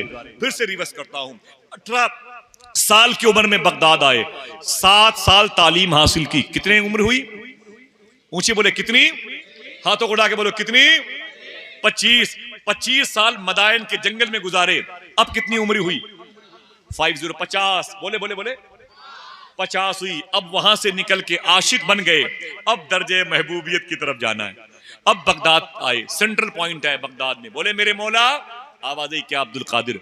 मौला मैं कहां जाऊं, मेरे लिए क्या हुक्म है, मेरी पोस्टिंग कहां है, मुझे कहां जाना है? हाँ मुझे कहां? आवाज आई परवरदिगार आलम की, मेरे अब्दुल कादिर ये बगदाद तेरे लिए। बोले बोले बोले यार बगदाद का नाम सुन के आप मचलते नहीं, मुझे तकलीफ होती है। हाँ बोले बोले बगदाद का नाम सुन के मचला करे। तो मैं एक बार मैंने बगदाद शरीफ के सैयदना शाह शेख अब्दुल रहमान साहब क़िबला से बात की। मैंने कहा कि फ़हाल बगदाद शरीफ के कैसे हालात हैं? तो बोले कि बहुत ज़्यादा ख़राब है, बहुत ज़्यादा ख़राब है। तो मैंने कहा शेखी माफ़ी बगदाद ख़राब नहीं हो सकता जहाँ गौसे आज़म है। बगदाद की कोई चीज़ ख़राब नहीं हो सकती। बोले तुम भी बड़े दरवेश हो यार। तो बगदाद है। बगदाद का नाम सुन के तड़पा करें, आप तड़पोगे तो फैज़ मिलेगा। 6 साल की उम्र में आला हजरत ने अपने बाप नकी अली खां से पूछा था, मेरे बाप अपने घर से बगदाद किधर पड़ता है? तो आपके बाप ने कहा इधर किबला किधर? अच्छा किबला इधर है, इधर किबला है। गौस पाक ने अपने अब्बू से पूछा था, अब्बू बगदाद किधर पड़ता है? तो उनके अब्बू नकी अली खान ने फरमाया था, बेटे क्यों बगदाद इधर पड़ता है, इधर इधर पड़ता है। कहा क्यों पूछ रहा है? तो 6 साल के थे आला हजरत, कहते अब्बू मैं उस तरफ पीठ करके नहीं बैठना चाहता जिस तरफ गौस आजम आराम कर रहे हैं। पूरी जिंदगी गौस आजम सरकार के इस लाडले ने बरेली शरीफ में आला हजरत बन करके उस तरफ पीठ न किया जिस तरफ गौस आजम आराम कर रहे हो। इनाम क्या मिला? आंखों देखा हाल मुझसे सुने। यही फरवरी का आखिरी महीना, आखिरी अशरा करीब करीब था या दूसरा अशरा था। मैं रात के 12 बजे गौस पाक की बारगाह से निकला। सामने एक होटल थी अब्बास की, मैं वहाँ चाय पीने के लिए गया, जा रहा था। फिर मुझे टैक्सी लेकर के सालिहिया बिल मुकाबिल वजारत अल खारजिया जाना था, जहाँ मेरा क़याम था सैयदी के घर पे। तो एक पुलिस वाले हैं, अबू अली नाम है, मुझसे मिले, पहचानते हैं तो ताल्लुकात है, बड़े करम फरमा है। तो मैंने सलाम किया, बोले जवाब दिया। फिर मुझसे बोले कि हिंद कब जाओगे? मैंने कहा कि इंशाल्लाह कल नहीं परसों, बुकरा बादा बुकरा, मैं परसों जाऊंगा इंशाल्लाह। तो मालूम है क्या कहा? ये गौस पाक के खादिम है। बोले कि जब हिंदुस्तान जाना ना तो हिंदुस्तान में एक बुजुर्ग की मज़ार शरीफ है, वहां जब हाजिरी हो तो मेरा सलाम बोल देना। अगर जुमला आप सुन लें तो कोई खामोश ना रहेगा, कोई खामोश ना रहेगा। इंशाल्लाह आपको गौस आजम बहुत नवाजेंगे इंशाल्लाह। रब्बे काबा की कसम, मुझसे बोले हिंदुस्तान जाना तो हिंदुस्तान में एक बुजुर्ग की मज़ार शरीफ है, वहां जाना, मेरा सलाम बोलना। मैंने कहा शेखी जरूर सलाम बोलूंगा, उनका नाम तो बता दे। बोले उनको हिंदुस्तान के लोग आला हजरत फाजिल बरेलवी कहते हैं। आय हाय हाय, अल्लाह अल्लाहु अकबर, नारे रिसालत, जश्न ईद मिलादुन नबी जिंदाबाद, मसलके आला हजरत जिंदाबाद, नारे तकबीर, नारे रिसालत। ये हुजूर गौसे आजम सरकार है। शायर कहता है सरापा इस मुबारक बारगाह में खिराज पेश करते हो। हाँ? हुजूर गौस पाक की बारगाह, इस किस्म के मामला बड़े प्यारे बुलंद हैं। दुआ करो अल्लाह कादरी फकीरों का सदका अता फरमाए। गौस पाक के दरबार में जो बाथरूम की खिदमत करते हैं, अल्लाह उनकी जूतियों में हमारे बच्चे को दाल रोटी अता फरमाए। सरापा गर्द आलूदा लिबादा करके बैठे हैं, तेरे कूचे में मरने का इरादा करके बैठे हैं। शाकिर भाई देखें, सरापा गर्द आलूदा लिबादा करके बैठे हैं, तेरे कूचे में मरने का इरादा करके बैठे हैं। भरोसा है मसीहाई पे तेरी इस कदर आका, हम अपने दर्द को हद से ज्यादा करके बैठे हैं। भरोसा है मसीहाई पे तेरी इस कदर आका, हम अपने दर्द को हद से ज्यादा करके बैठे हैं। और दुआएं मांग लो तुम भी शहे जीलान के सदके, सुना है आज वो दामन कुशादा करके बैठे हैं। दुआएं मांग लो तुम भी शहे जीलान के सदके, सुना है आज वो दामन कुशादा। एक नारा कोई लगाए, मेरा कोई भाई लगाए जो बीच में बैठे, हाथों को उठा के जवाब दे, जिंदाबाद। तो सरकार गौसे आजम 50 उम्र 50 साल की हो, तो बोले मेरे मौला मैं कहाँ जाऊं? मैं इस्तांबुल जाऊं कि तुर्की जाऊं कि अनकरा जाऊं कि ईरान जाऊं, कहाँ जाऊं? आवाज आई अब्दुल कादिर ये बगदाद तेरे लिए। ऊंची बोले बगदाद सबके लिए अल्लाह इंतजाम करेगा। आप चाहे यहां बैठ के सोएं, मुस्कुराएं, हंसें, सुभान अल्लाह कहें, आप खाली हाथ नहीं जाएंगे इंशाअल्लाह। बोले इंशाअल्लाह। आप गौस पाक की मस्जिद से बैठे हुए, यहाँ दिल नहीं लगता तब भी मोहब्बत से बैठे हुए सुभान अल्लाह कहते हैं। अल्लाह सबको गौस पाक का फैजान देगा इंशाअल्लाह। बगदाद जिंदगी में एक मरतबे जरूर जाना इंशाअल्लाह। हाथ उठा के बोलो इंशाअल्लाह। अल्लाह मेरे भाइयों को गौस पाक का दरबार दिखा दे। बोले मेरे मौला मैं कहाँ जाऊं? बोले अब्दुल कादिर ये शहर तेरे लिए। बोले ना ना ना ना मेरे मौला। बोले क्यों? अल्लाह फरमाता है क्यों? कहते हैं मेरे मौला यहाँ बड़े टपोरी किस्म के लोग रहते हैं, ओबाश किस्म के लोग हैं, ये बहुत ज़्यादा बदअमल और बदतमीज शराब की रसियाँ हैं, मैं बगदाद में नहीं रहूँगा, यहाँ का माहौल बड़ा ख़राब है। आवाज़ आई अब्दुल कादिर ये शहर तेरे लिए। बोले मेरे मौला ना अब्दुल कादिर यहाँ नहीं रहेगा, मुझे उलझन होती इस शहर से। आवाज़ आई अब्दुल कादिर ये शहर तेरे लिए। गौस पाक फरमाते मेरे मौला तेरा बार बार हुक्म है तो फिर मेरी भी एक शर्त है, इसे कहते हैं मचलना। कहते हैं मेरे मौला मेरी एक शर्त है। बोले बोल अब्दुल कादिर तेरी शर्त क्या है? गौस पाक फरमाते हैं मैंने कहा मेरे मौला मेरी 70 शर्तें हैं, अगर सारी शर्तों को तू कबूल कर लेगा तो मैं बगदाद में ठहर जाऊंगा। खुदा की कसम गौस पाक फरमाते हैं रब ने मेरी 70 शर्तों में हर एक शर्त को 70 मरतबे कह के कबूल फरमाई है। फिर एक दिन गौस पाक तकरीर फरमा रहे थे, बोले ऐ मेरे गुलामों कहो तो उन 70 शर्तों में एक ही शर्त बता दूं?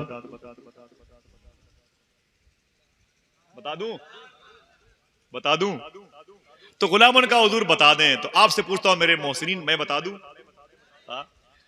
गौस पाक फरमाते उन 70 शर्तों में एक शर्त ये भी थी, ऐ मेरे मौला जो मुझसे मोहब्बत करे बगैर तौबा के उसे मौत नहीं आनी चाहिए। अल्लाह हाय हाय हाय सुभान अल्लाह। शुक्र के जोश में जो है वो तुझे क्या जाने, खिज्र के होश से पूछे कोई रुतबा तेरा।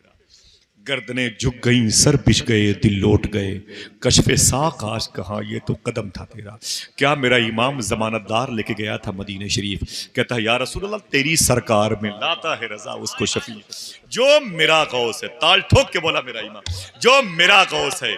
फिर कहते हैं लाडला बेटा तेरा। हाय हाय अल्लाह गौस पाक के फकीरों को सदका अता फरमाए। इन भाइयों को घर में बैठे हुए हैं, आप प्लास्टिक की कुर्सी पे दिन भर 100-200 रुपए कमाए होंगे। ये अच्छी ये दूरंदेशी नहीं है कि आपको रात में जहमत दी जाए, लेकिन क्या किया जाए, आपके दिल में गौस आजम की मोहब्बत है, आप भी तो गौस पाक से प्यार करते हैं, तो गौस पाक की बातें सुनेंगे कल अल्लाह ताला इंशाअल्लाह दुकानों में बरकतें अता फरमाएगा। कहते हैं गौस पाक फिर मैं बगदाद शरीफ के बाबुल शेख मोहल्ले में बाबुल इज़ज मोहल्ले में ठहर गया। जब मैं बाबुल इज़ज मोहल्ले में ठहरा, वो जो मोहल्ले का नाम था बाबुल इज़ज, जब मैं उस मोहल्ले में नए सिरे से ठहरा तो उसका नाम बाबुल इज़ज से बाबुल शेख हो गया। वो इदारे का नाम था जामिया निजामिया, जब मैं उस इदारे की लगाम अपने हाथ में लिया तो उसका नाम हो गया जामिया कादरिया। पहले मेरे शेख उसके फाउंडर थे, बानी थे, फिर सरबराही आला थे। जब उसकी लगाम मेरे हाथों में हुई तो उसके सरबराही आला अब्दुल कादिर जिलानी हो गए। गौस आजम सरकार कहते हैं मैं उसी बगदाद की पाकीज़ा ज़मीन पर रह के 41 ईयर्स तक हुजूर के इल्म दीन की तबलीग करता रहा। तकरीबन 5000 से ज़्यादा लोगों ने गौस आजम को देख के कलमा पढ़ा है। और ऊंची आवाज़ में 1,15,000 या 20,000 के आसपास तलबा इकराम गौस पाक के मदरसे से फारिग। हर साल 3,000 बच्चे गौस पाक के मदरसे से फारिग होते थे और तकरीबन 35 या 40 साल तक गौस पाक के मदरसे में दस्तार का मामला चलता रहा। कह दो सुभान अल्लाह। एक लंबी टीम है गौस पाक के खादिमों की, खिदमत करने वालों की। अगर कहो तो 1-2 फाइल बता दूं गौस पाक के दरबार में कैसे कैसे अजूबे वाक़यात हुए, करीब में बहुत सारी बातें याद हैं। एक गौस पाक के खादिम थे, उनका नाम था शेख बारिकी। क्या नाम था? जो पीछे बैठे मेरे भाई उनकी आवाज नहीं आई है। शेख, अगर आप थक गए हो, भूख लगी हो, तो जो तबरुक शिरनी की सूरत में आया हो उसे बंटवा दिया जाए। बोले भाई बोले, हाँ लेके चले जाए। अगर उसी हिसाब से बैठे हुए तो बंटवा दिया जाए। देखो भाई मैंने अपनी तरफ से कह दिया है, अगर नहीं सलाम के बाद शिरनी आई तो उसका मैं जिम्मेदार नहीं हूँ, ये भी सुन लीजिए है कि नहीं यार। गौस पाक का जिक्र से बड़ा तबरुक कौन होता है मेरे भाई। आप क्या एक बर्फी थोड़ी बैठे हुए, आप तो गौस पाक की मोहब्बत के लिए बैठे हुए हैं, है कि नहीं? क्या घर नहीं है, लेकिन गौस पाक के जिक्र की मजलिस जैसा घर नहीं है। सुनो, गौस पाक के एक गौस पाक के खादिम थे, उनका नाम था शेख बारकी। उनका काम क्या था बता दूं? ऊंचे बोले, थक गए। उनका काम था गौस पाक के कुएं से पानी भर भर के गौस पाक के मेहमानों को पिलाना। ठीक है, गौस पाक के कुएं से पानी भर भर के गौस पाक के मेहमानों को पिलाना, समझ रहे? 18-20 साल तक की खिदमत की है। एक दिन गौस पाक की बारगाह में आए, बोले मेरे आका, फरमाते क्या बात है? कहते हैं कि हुजूर 18-20 साल हो गए, आपके कुएं से पानी भर भर के आपके मेहमानों को मैंने पिलाया है। अब मैं सोच रहा हूं कि मैं मक्का शरीफ चला जाऊं, अब जमजम के कुएं से पानी भर भर के अल्लाह के मेहमानों को पिलाऊं। गौस पाक फरमाते हैं जाओ, कोई बात नहीं। अकेले निकले। शेख बारकी नाम क्या था? शेख बारकी। अकेले निकले तो रास्ते में बाकूबा इलाके में एक साहब से मुलाकात हो गई। अस्सलाम वालेकुम। वालेकुम सलाम। आप कौन? आप कौन? आप कौन? आप कौन? तो बोले कि मैं मक्का शरीफ जा रहा हूँ। वो बोले यार बहुत अच्छा हुआ, मैं भी मक्का शरीफ जा रहा हूँ। एक से दो हो गए, न ये उनको पहचानते थे न वो इनको पहचानते थे। जा रहे थे कहाँ? खाना होना कुछ नहीं था। शेख बारकी कहते हैं जैसे रात आई तो मैंने कहा भाई, बोले क्या बात है? बोले मुझे भूख लगी। क्या बोले? मुझे भूख लगी है। तो बोले खाना तो था नहीं।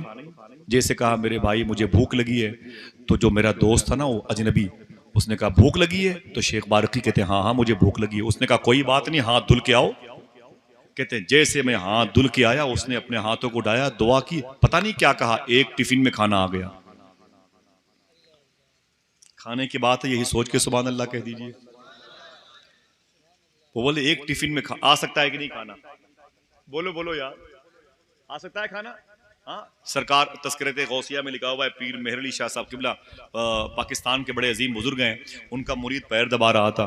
मुरीद ने कहा बाबा, बोले क्या बात है? बोले दुआ कर दो बगदाद चला जाऊं। बोले चुप। बोले दुआ कर दो बगदाद चला जाऊं, दुआ कर दो बगदाद चला जाऊं। पीर मेहर अली शाह फरमाते हैं क्या चाहता है? उसने कहा हुजूर दुआ कर दो बगदाद चला जाऊं। बोले क्यों बगदाद जाएगा? बोले गौस पाक का रोज़ा देखना चाहता हूं। खुदा की कसम, पीर मेहर अली शाह फरमाते हैं अगर गौस आजम यहीं आ जाए तब। अल्लाह, तस्करे गौसिया में लिखा है सामने गौस आजम खड़े थे। अल्लाह अकबर। आ सकते हैं कि नहीं? हाथों को उठा के बताओ। जिसका अकीदा, जिसका ईमान है वो बोले आ सकते हैं कि नहीं, और जिसको शक है भैया वो अपने शक का इलाज करवाए, है कि नहीं? हर दवाखाने में हर मरीज का इलाज नहीं होता, सीधी सी बात है, अल्लाह की मर्जी पर है। ये किसका उर्स है, किस जात की जलवा नुमाई है कि जिसका नाम सुनते ही नबी की याद आई है। मुसीबत में जहां सोचा तुझे आवाज दूं आका, मेरी आवाज से पहले हाथों को उठा के, मेरी आवाज से पहले। अल्लाह मेरे सारे भाइयों के माँ बाप की मग़फ़िरत फरमा दे। वो शेख बारखी कहते हैं मैंने कहा भाई भूख लगी है? उसने कहा भूख लगी। मैंने कहा बोले कोई बात नहीं, हाथ धुल के आओ। बोले जैसे मैं हाथ धुल के बैठा, दुआ की पता नहीं क्या कहा मेरे भाई, एक टिफिन में खाना आ गया। मैं यार बड़ा ताज्जुब में, ये बड़ा पहुंचा हुआ आदमी है, मैं इसे बड़े हल्के में ले रहा था। कोई बात नहीं, खाना खाया, दिन भर सफर किया, शाम हुई तो फिर मैंने कहा भाई। उसने कहा क्या बात है? मैंने कहा यार भूख लगी। बोले कोई बात नहीं, हाथ धुल के आओ। बोले हाथ धुल के फिर बैठा, तो फिर उसने दुआ के लिए हाथ उठाए, तो फिर एक टिफिन में खाना आ गया। तो जब तीसरी रात आई तो शेख बारती कहते हैं यार मैंने कहा मेरे भाई। उसने कहा क्या बात है? मैंने कहा भूख लगी है। बोले कोई बात नहीं, हाथ धुल के आओ। तो फिर हाथ धुल के आए, फिर उसने दुआ की, फिर एक टिफिन में खाना आ गया। कितनी रातें हुई? ऊंची यहां तक आवाज पहुंचा, कितनी? बोले 3 रातें हुई। जब चौथी रात आई तो शेख बारती कहते हैं मेरे भाई। उसने कहा क्या बात है? कहा भूख लगी है। तो उसने कहा कि 3 दिन से दुआ करके खाना मंगा रहा हूं, आज दुआ करने की बारी आपकी है। हंस तो रहे हो सब लोग, अगर इशारा आपकी तरफ होता तो क्या करते? है कि नहीं? है कि नहीं? बोले जो बड़े पीर चाहते वही करते इंशाअल्लाह। हाँ, शेख बारकी के, मैंने कहा मेरे भाई भूख लगी। उसने कहा भूख लगी है? मैंने कहा हाँ। उसने कहा 3 दिन से दुआ करके खाना मंगा रहा हूं, आज दुआ करने की बारी आपकी है। तो शेख बारकी कहते हैं जैसे उसने मुझसे कहा आज आपकी बारी है, तो मैंने भी कहा कोई बात नहीं, आप भी हाथ धुल के आओ। कोई बात नहीं, आप भी हाथ धुल के आओ। जैसे वो हाथ धुल के आके बैठे, मैंने भी अपने हाथों को उठा के दुआ की। कहते जैसे दुआ खत्म की, इससे पहले 3 रातों में, 3 यानी दिन में एक टिफिन में खाना आता था। उस दिन 2 टिफिन में खाना आ गया। 2 टिफिन में खाना आ गया।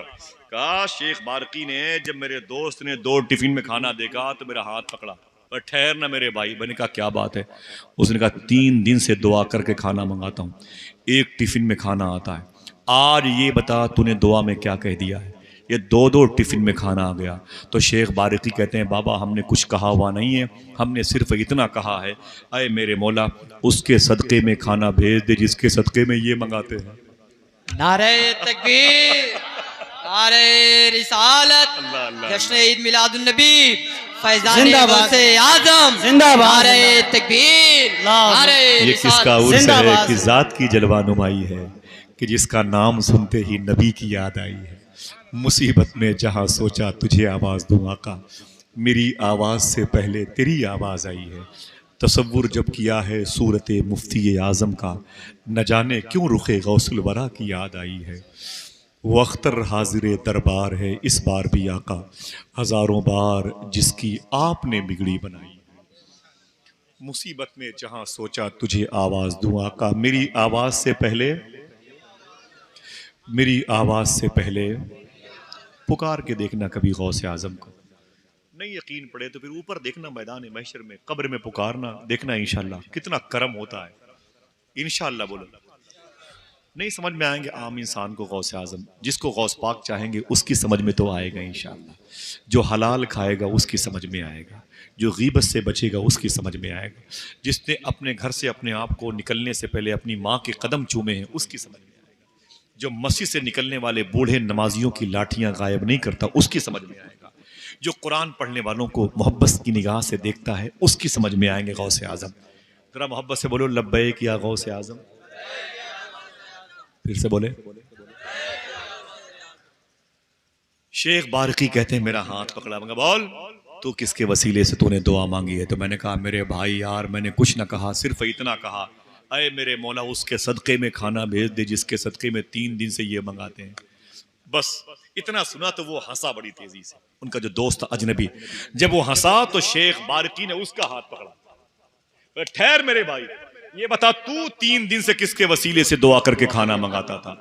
तो उसने क्या कहा, कोई खामोश ना रहे, उसने कहा सुने मेरे दोस्त, मैं किसी के वसीले से दुआ करके खाना नहीं मंगाता था, मैं सिर्फ इतना कहता था, अय मेरे मौला उसके सदक़े में खाना भेज दे जो 18-20 साल से गौस पाक के कुएं से पानी भर भर के गौस पाक के मेहमानों को पिलाता है।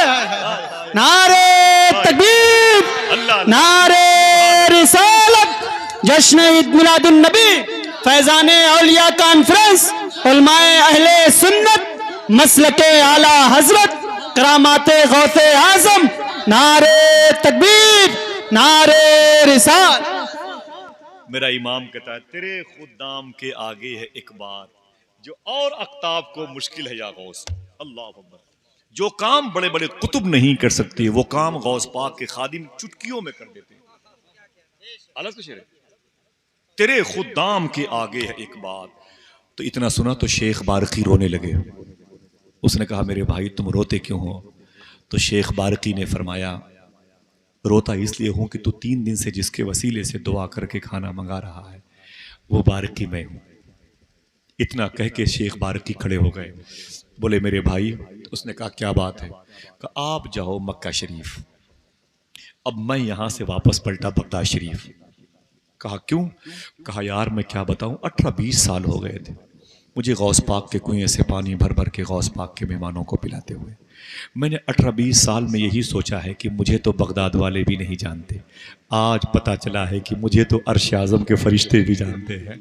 तो मैंने सोचा कि जिसकी वजह से जानते हैं वो दहलीज़ गौस आज़म नहीं छोड़ने वाला, जिसकी वजह से रब मिला वो दहलीज़ गौस आज़म नहीं छोड़ूंगा। आप जाओ मक्के शरीफ, आपको मक्के की हाजिरी मुबारक हो, मुझे गौस पाक के दरबार के ज़ायरीन की खिदमत मुबारक हो। तेरे खुदाम के आगे है एक बात जो और अख्ताब को मुश्किल है या गौस। थक गए? जरा हाथ उड़ा के बताएं मोहब्बत से, थके तो नहीं है? क्या मतलब है किसी की जान ले लोगे? कोई नहीं मरने वाला। मोहिउद्दीन का जिक्र हो रहा है, दीन को जिंदगी करने देने वाले का जिक्र हो रहा है। मोहब्बत से बोलो या गौस आज़म, या गौस। दुआ करो अपने हाथों को डाके, अल्लाह सबके जितने लोग बैठे हुए सबके माँ बाप की मगफरत फरमा दे, आमीन। गौस पाक का लंगर करते हो? करते हो? जरूर किया करो इंशाअल्लाह। बोले 11वीं शरीफ का महीना आए, पैसे ना हो ना, पैसे ना हो तो 20-25 रुपए की टॉफी बाजार से खरीद करके अपने मोहल्ले में बंटवा दिया करो। बच्चे पूछे चाचू ये क्या है? कहना गौस पाक का महीना आ गया है। 11वीं वाले दरबार में हाजिरी देने वालों की टोली बगदाद जा रही है लंगर खाने के लिए। हम गौस पाक का लंगर तकसीम कर रहे हैं, समझ रहे हैं आप? बाजार से 2 दर्जन केला लेके आए, कल 2 केला किसी गरीब को दे दे, पूछे ये क्या है? कहना गौस पाक का लंगर। कोई दिक्कत? बोले ना भाई कोई दिक्कत? हाँ, आप 1 किलो गोश्त लाते हैं, गलाते हैं 700 रुपए, 1 बोटी गोश्त छत पर फेंक दें, इस नियत के साथ कौवे खा लेंगे। हुजूर मुफ्ती आजम हिंद जब गोश्त खाने के लिए बैठते थे तो गोश्त की जो हड्डियां होती थी उसे उठा उठा के अपने घर के छज्जे पे डाल देते थे। हुजूर मुफ्ती आजम। लोग पूछे सरकार ये क्या है? कहते हैं वो जिन्नात भी तो मखलूक है, उसकी भी ग़िज़ा का इंतजाम करना पड़ता है। अल्लाह बोले ये गौस पाक का तरीका है, तो खिला के खाएंगे इंशाअल्लाह। बोले इंशाअल्लाह। बोले क्या दिक्कत है भाई? क्या दिक्कत है? सूफी साहब फरमाते हैं, कल मैंने आरिफ भाई क्या बात की थी, सूफी साहब फरमाते हैं कि अगर माँ बीमार है तुम डॉक्टरों के पास लेके जाते हो, डॉक्टरों के पास लेके जाते हो, तुम्हारी माँ को अल्लाह शिफा दे दे, लंबी लंबी कीमतें वो डॉक्टर्स तुमसे तलब करते हैं, फिर जाके कहीं 50,000 लाख रुपए के बाद उसको शिफा मिलती है। कहते हैं उससे कम पैसों में अल्लाह तुम्हारी माँ को शिफा दे देगा। बोले वो कैसे? बोले माँ बीमार हो तो 200 रुपये 400 रुपये का केक ले लिया कर, माज़ा ले लिया कर, फ्रूटी ले लिया कर, पेप्सी थम्सअप ले लिया कर, ठंडा पानी ले लिया कर, और अपने शहर के चौराहे पर उसे कार्टून में रख के खड़े हो जाना। जब कोई तांगा से गुजरे, कोई साइकिल से गुजरे, कोई रिक्शे से गुजरे, कोई पैदल गुजरे, वो केक और माज़ा निकाल के प्लास्टिक की पन्नी में पैक करके उसे दे देना। कहना इसे पी लो, दुआ करना। हाँ, जैसे जैसे वो ठंडा पानी उसके हल्क से नीचे उतरेगा वो दुआ नहीं करेगा, दुआ निकलती चली जाएगी। इतना काम तो करते नहीं है, हजार हजार फीस होती डॉक्टरों की, वहां चले जाते हैं। पहले ये छोटे काम कर ले तो नौबत नहीं आएगी इंशाल्लाह। कादरी सखी होता है। अगर गौ तो एक आध बात और बता दूं गौस पाक के खादिमों की। हाँ बोले बोले लब्बैक या गौसे आजम, लब्बैक या गौसे आजम। देखिए गौस पाक की बातें बहुत लुत्फ देती हैं। गौस पाक की मोहब्बत, गौस पाक से प्यार है, हाथों को उठा के बोले गौस पाक से प्यार है माशाल्लाह। नहीं होता तो यहाँ पर क्यों बैठे होते यार, इतने टेम्परेचर में ये फाइबर की कुर्सी पर बैठे हुए हैं। और क्या मिलेगा आपको, जो मिलना है वो आखिरत में मिलेगा, वो चीज़ नज़र नहीं आ रही तो फिर क्यों बैठे हुए हैं। इसी यकीन पर बैठे हुए हैं कि हम गौस पाक की मजलिस में बैठे हुए हैं, गौस पाक का जिक्र हो रहा है तो गौस पाक की मौजूदगी में हो रहा है। हम उनको नहीं देख रहे हैं, लेकिन खुदा की कसम बगदाद शरीफ से वो हमें देख रहे हैं। बगदाद शरीफ से हमें जिसका अकीदा है वो अपने हाथों को उठाए बुलाया, देख रहे हैं नहीं देख रहे हैं। हाँ अल्हम्दुलिल्लाह। बगदाद जाओगे इंशाअल्लाह, ऊंची बोले इंशाअल्लाह। गौस पाक के गुंबद को देखना तो ये शेर पढ़ना। हजरत आपके दादा की बात हो रही, गौस पाक के गुंबद शरीफ को देखना तो ये शेर पढ़ना। बोले पढ़ोगे? अय खुशा किस्मत दरे महबूब सुबहानी मिला, अय खुशा किस्मत दरे महबूब सुबहानी मिला, जिंदगी को आस्ताने शाहे जीलानी मिला। मेरी क्या औकात थी आता जो मैं बगदाद में, है मगर मुमकिन कि मुझको हुक्म सुल्तानी मिला। और यूं लगा दीदार पाकर आस्ताने गौस का, जैसे एक प्यासे को रेगिस्तान में पानी मिला। अब इन उलमा के दरमियान एक शेर पढ़ता हूं और मचल कर पहले आप कह दें लब्बैक या गौसे आजम।